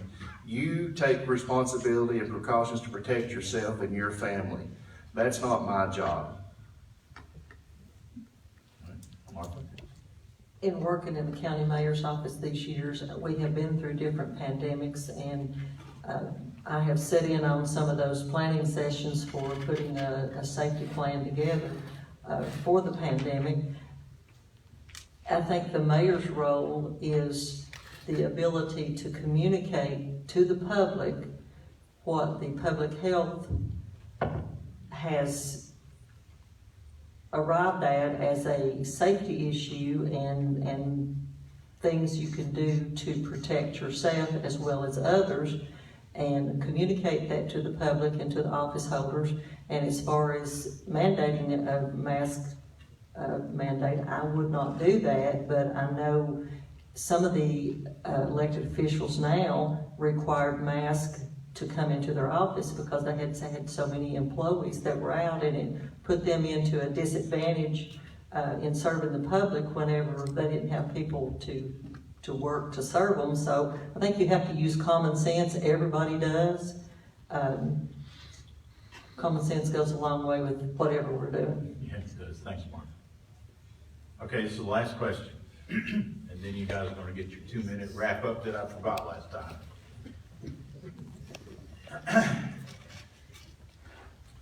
Should Laurel Run Park be supported solely by taxing all the citizens of Hawkins County? Or should a user fee be collected as in the case of Bays Mountain Park and Kingsport? I'll read that again. Should Laurel Run Park be supported solely by taxing all the citizens of Hawkins County? Or should a user fee be collected as is in the case for Bays Mountain Park and Kingsport? Well, I don't understand why we would single out Laurel Run Park to put a user fee on.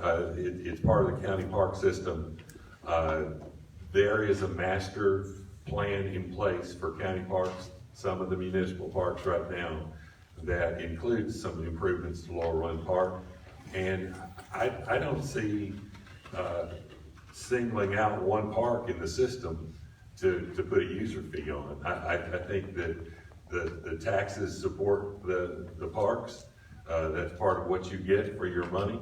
And I don't, again, I just don't see a user fee to be put in place there. Keith? I agree. I do not believe there needs to be a user fee. That's one of the biggest assets we got. We were talking about tourism. You know, we want people to come in and use our parks.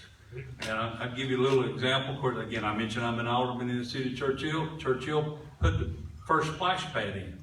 Now, you won't believe the amount of kids that come out there and enjoy that. Are we going to charge people that live outside the city that come in there and use that splash pad? The answer is no to that. Of course, we are having to put a recycle because we had several $1,000s in water bill.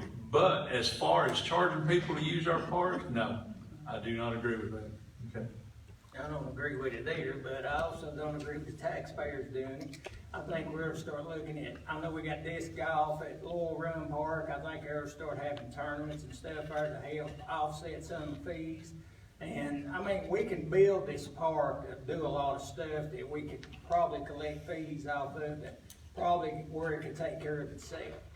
So I really don't think that we ought to put a fee on it. But I'm kind of against the taxpayers taking care of it also, but we just need to figure out ways how we can use the park to our advantage to take care of it safe. Okay. Kelly? I agree. I don't think any fee should be charged in a park, especially saying to single one out. I support not paying a fee. I don't think the residents of the county should be solely responsible for paying, or, the people that use Laurel Run, I don't think they should be, charged for it. I think that kind of falls on the feet of everybody, across the county. If I use the city park or Laurel Run Park, that all comes out of our taxes. And, possibly we could look into things as far as tournaments, even at our city park, Rockville City. I know that's a different district, but anything that could help those parks, take a chunk out of what we've got to divvy out would be a great thing.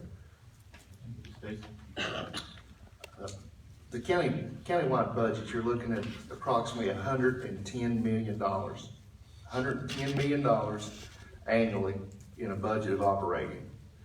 Out of that, approximately 600,000 is what operates the parks. Basically a drop in the bucket. That's counting the employees, 4 or 5 employees, counting the full-time and part-time. That's counting all the maintenance, the operation of the parks. So we're kind of getting our parks right now at a really good deal. So if you want to replace that 600,000, you get in a budget crunch, you may have to look at doing something different then.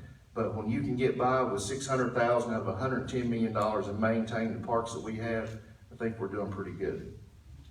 Martha? Base Mountain offers services that Hawkins County doesn't offer. They have more staff on hand every day that Hawkins County doesn't have. So they probably have to charge a user's fee to support their park. Right now, we are charging for shelter fees if you want to go to Laurel Park and have a reserved shelter and know that your party has a shelter that they can use. If you're an out-of-county resident, then you pay that fee. If you're an in-county resident, you can reserve it without a fee. So I don't think that we need to impose a user's fee to be able to use the park. Now, within the park's budget, you're also funding the upkeep of the St. Clair Park, which is a small park, but yet it still requires upkeep. So, as Stacy says, I think that there's not that much of the budget that's going out of the total budget that's going to the parks budget for what our residents are getting. All right, thank you. Okay, so, time for the wrap up. Ready? What? No, I'm skipping him on purpose. I would simply say, no, I use their fee too. Really? Really? Okay.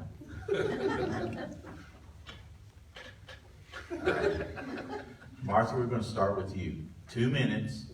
Tell everybody why you ought to be the mayor. I feel like that working in the mayor's office for 32 years and being directly involved in the county's business for all departments qualifies me to understand the role of the mayor as administrative assistant. I know the duties of the mayor. I've worked with all the mayors very closely. I've had to follow local laws, state laws, and federal laws.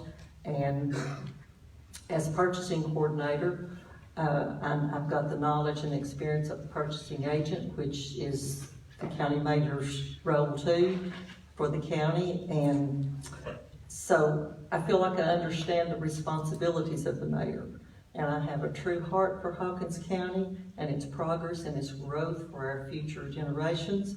And I have seen a lot of progress over the years with the county, and I don't want that to go backwards. I pledge that I'll work hard every day with the county's best interest in mind.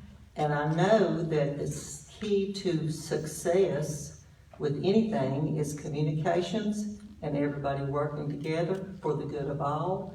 And I will strive to work with the elected officials, the county commissioners, and any of the departments nonprofits that the county deals with.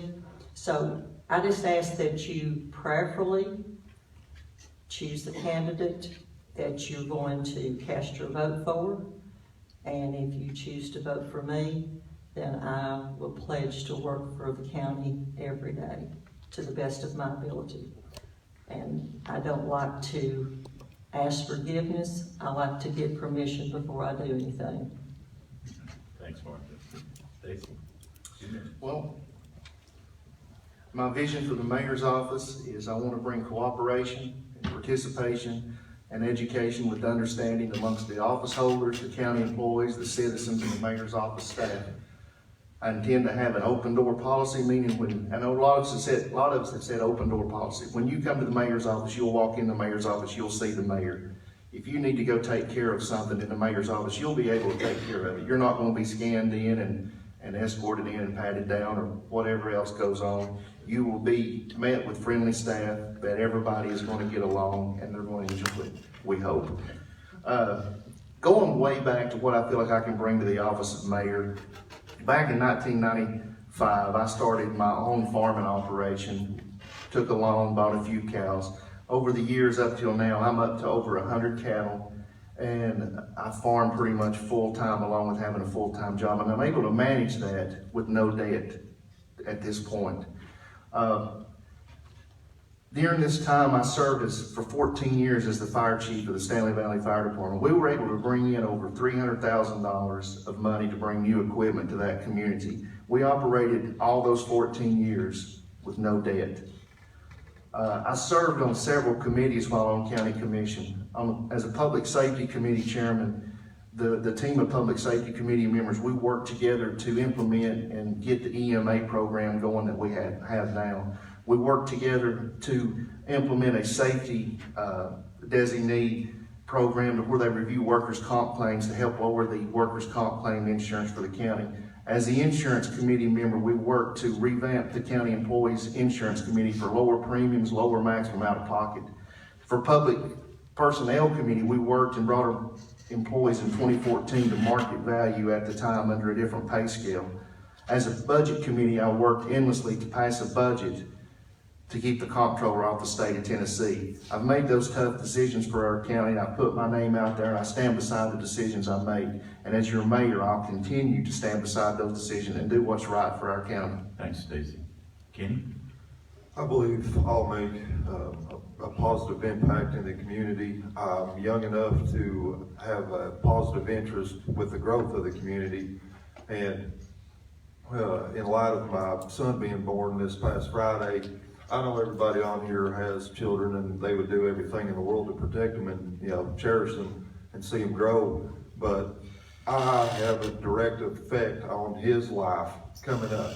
So what I put into it will be received directly into the next generation. And across the board, throughout my whole, running for mayor, I've been asked questions from A to Z, but the biggest thing is what are you going to do for our children? And I've, the splash pads and all this stuff directly, at their time right now is great, but what I want to do is I want to secure jobs in this community. I want to secure the businesses that are starting up, the ones that's been here for years. I want to grow our voter base, because without that, the splash pads and amenities that we have mean nothing. I want to see my kid prosper to the fullest extent, and I'm sure everybody else here does. But that truly means something to me, to where we can secure future jobs, technological jobs. I'm a product of a tech industry or technological background, so I want to see us grow and keep our same heritage that we have in Hawkins County. A small loving town that cooperates with each other. I'd like to see all our communities get along and actually start acting like adults, to where we can have conversations even if they're tough. That's how we grow. And a lot of people that I've told them, I said, hey, just because your issue isn't important right now, it will be. If you help me get through A, B, and C, we can get to D. But if you help me and get everybody else on board, we can fast track to get to your issues, whether it's D, E, or F. We all work together. Thanks, Kenny. Kelly? As your mayor, I will listen, and I'll understand before I answer, and I'll give feedback. I'm already doing that. I leave my phone numbers on my card, and I've already getting calls. I got an email now I've got to answer. I'll be a good leader, and I'll always work in your best interests. You won't ever work for me. I'll work for you. I will work to increase revenue. That's so important, because 4 years ago, we talked what we're talking about now. We've got to change somehow. I'll try to eliminate waste by spending smart. I will support our first responders, the fire department, the rescue squad, the city and county policemen. I will work to remove politics from our meetings. And the way we do that, we create teamwork and we work based on facts. We got to do that.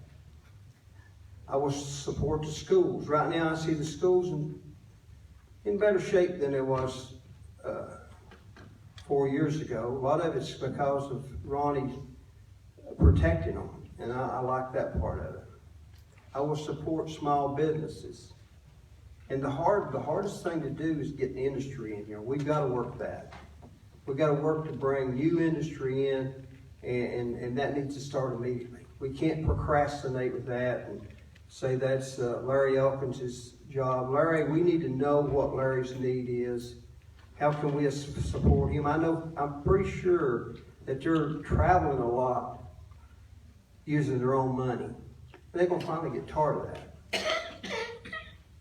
I will support the repair and cleanup of our county roads.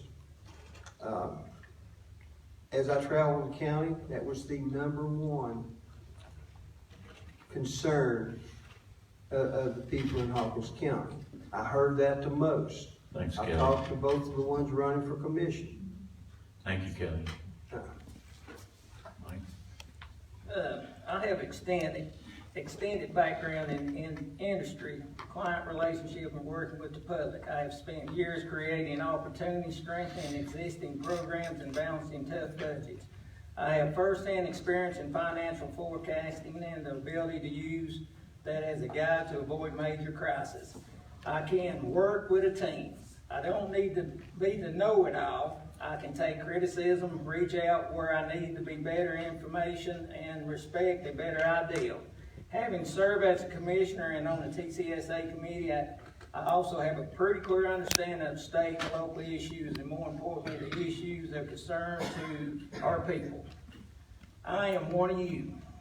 I am a regular guy. I was raised with the same values. I built my business and raised my family here. I intend to retire here. I am honest about where I stand. I come into the office without any bias or conflict. I bring with me the fundamental beliefs that the government belongs to the people, not the other way around. As a commissioner, I always try to be a public servant, placing the need of the people I was elected to serve first. This will not change. My door will always be open to support, and I won't stop showing up or interacting. If you elect me to serve, that's what I will do. Serve to the best of my ability. Thank you. Keith? Hawkins County needs a mayor who can lead the county with sound judgment. The mayor needs to be a team player who can lead and has a working relationship with the commission and not divide the commission. The mayor and the 14 commissioners need to be a unified body who can get things done for the people of Hawkins County. And as your next mayor, I can do this. Mayor needs to be able to work with the county, the city, the state officials for the betterment of all the residents of Hawkins County. I can be this effective communicator for Hawkins County. With the addition of newly elected commissioners, I will work with them to lead these officials during the learning process of the county government. The new mayor needs to be flexible as challenges arrive every day. I have experience and flexibility that will enable me to meet these challenges. I'll be available for county commissioners, county officials, county residents to reach out to me to listen to their concerns and have input for solutions. I will represent the county with honesty and integrity. The only promise that I have made to anybody is to do the best job that I can do for this county. Now, I'd like to thank the Firemen's Association, thank Woody for hosting these forums here at Cherokee and at Volunteer. Appreciate those who've taken your time for you as the voters to come out and ask questions. Anybody has any other additional comments, they can reach out to me. I've got a web page, vote4gibson.com, and I'd appreciate your vote to be the next Hawkins County Mayor. Thank you. Mark? 2 minutes, I feel like I've got a lot of breathing room up here finally, but it's going to go quick. So I want to thank everybody for showing up, taking interest in hearing what we have to say. I hope you've learned something. I want to give special thanks to a group called the Hawkins County Grassroots Patriots. They endorsed me in my run for mayor. There's some of them here tonight, and I really appreciate their support of me. Everybody up here is gonna say they wanna be mayor because they love Hawkins County. I love Hawkins County also, and I've proven it. You've heard of things like the People Loving People Thanksgiving dinner that served 3,500 people every year a free meal for Thanksgiving. I was behind that. The Rogersville 4th of July celebration, all kinds of free entertainment, top name entertainment. I was behind that along with my partner in crime, Blaine Jones. You know, we have an organization called Foursquare Incorporated. We do a lot of things for this county for free. And I want to put that kind of work into the mayor's office. I'm not going to do it for free, but we're going to carry that kind of thing forward. I'm a firm believer in past performance dictates future results. I've got experience, and I think experience counts in this position. I've got experience in government, being on the BMA and the commission. I've got experience in business. I've got community experience, nonprofit partnership experience, grant writing, management, negotiating skills, staff relations, budgeting, purchasing, training, administration, and I can go on and on. And there's a lot of those things that transfer over to being a good mayor. I'm a Christian. I've got a heart to serve. And if you need to know more, you can look at markforhawkinscountymayor.com. And I appreciate your vote and support. Thanks, Mark. David? Okay, I'm the outsider looking in. I'm the only independent here. I'll just be honest, I was rejected by the Republican Party. I wasn't Republican enough for them, but I don't understand how you can call someone not a Republican or a Democrat or whatever. But anyway, at this point in time, we need to put politics to the side and not have the D, the R, the I. We need to have a people that are united, that are willing to communicate and work for the citizens and betterment of Hawkins County. Every one of these people up here, I have no doubt in my mind that every one of them will try to do the best they can do. I am what I am. I don't try to make no bones about it. I'm probably not the most qualified person that's sitting here right now, but I have a heart. I have compassion. I want to listen to your problems. I want to have an open forum for people to come to like this right here to discuss their issues. I will come to your house or your business or whatever that needs to be done to try to help you, whether I can or can't. We're not always going to make everybody happy. I've been in business over 20 years myself. I don't make everybody happy. You're not going to make everybody happy every time, but you do the best you can do. You're going to make people mad. That's just part of life. There's people that don't like me. There's people that don't like Mark and everyone else comes through here. Put that feeling to the side and vote for the person you think will be the best person for the job, not because you like or dislike or this person done something to me 20 years ago. Who cares? You know, grow up and act responsible and let us do, and when I say us, the whole people, the 52,000 plus people of Hawkins County, to make our county a better place. I go to Shepherd's Chapel Missionary Baptist Church. I try to do what's best for me and my family. I'm not always going to make the right decisions, but I'm going to make the best decisions I think at that time. And plus too, I said this in Cherokee last week, and I mean this wholeheartedly. If we don't put God back into our schools, back into our businesses, back into our government, back into ourselves, then we've got more issues. Because if it's not God, and if it wasn't for Him saving me 35, 40 years ago, I wouldn't be here tonight. Thank you, and hope you vote for me. Thanks, David. Well, gang, that was good, huh?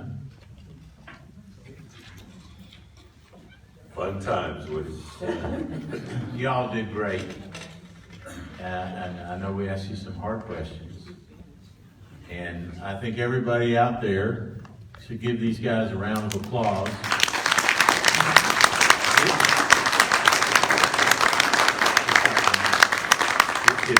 It really is a lot of work and a lot of money. You guys covered the whole county with your signs. You know what those cost. So I want to thank you for being willing to put yourself out there. And one of you guys is going to make a great mayor. I just think so. Thank you. Thank you, Woody. I'd like to take just a few minutes. I want to thank you for enduring the long hours on these hard seats. But I'm going to ask everyone to take your program and turn it over, please. Look at the back of that program. This program tonight and last week at Cherokee could not have happened without the support and contributions of my good friend, Director of Schools, Matt Hickson. He was at Cherokee. He contacted me and said, Bill, he said, I'll come tonight, but I need to leave early. We're having a birthday dinner tonight for my mother, and my aunt is coming in from Florida. I told Matt, family first, I don't want to see you at volunteer. And he's with his mother, but he sends his best wishes. This could not have happened without his support. But I came to him and talked with him several weeks ago, actually a couple of months ago, with this concept, and he liked the idea.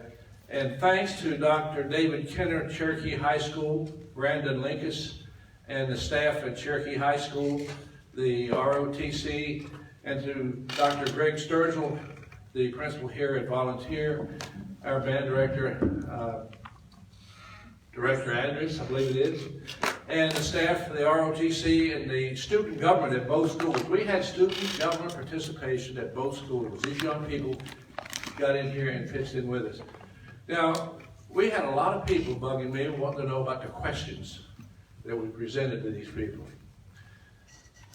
Don Hyatt, retired Assistant Chief in the City of Atlanta, serves as the Secretary-Treasurer of the County Farmers Association. Woody, our Master of Ceremonies, Mark Derrick, Executive Director of the Hawkins County Farmers Association Board, the four of us. And then we added Kent Bradley, one of the members of our association. And we went through these questions and we did everything we could to make sure there was no gotcha questions. I think we did all right with it. We made sure that we got questions that we thought were relevant. And yes, we had questions in there that were special for our association and our fire guys, our rescue people. Now, when you leave here in a few minutes, if you'd like to take a program with you, extra programs, there are extra programs out there. Take them, give them to your neighbors, your friends, and to the candidates. Take whatever you want to give them out. And I'd like to acknowledge one of the partners with MBM Packaging. John Metz and Mark DeWitt paid for and published those brochures for the Hawkins County Farmers Association. And we appreciate that. Especially want to thank Commissioner Jeff Barrett, Commissioner Trent, and I believe Commissioner Tom Kern left. These three commissioners have attended both these sessions, and I think they added some value to it. Jeff, thank you for being here. Thank all the folks from the media. And I'm going to ask you, when you leave tonight, take a few minutes to walk by and look at the fire apparatus that's sitting outside. These men and women man this stuff 24 hours a day, 7 days a week, and they do that to serve you.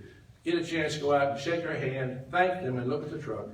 And if you haven't voted, we hope that this forum, and it's the first time something like this has been done in the 17 years that I've lived in this county, and I think that you, lady and gentlemen, have done a fantastic job of setting up there, taking the heat. And as we part, let's give them all another round of applause. With that, ladies and gentlemen, drive safely. God bless you, and God bless Hawkins County.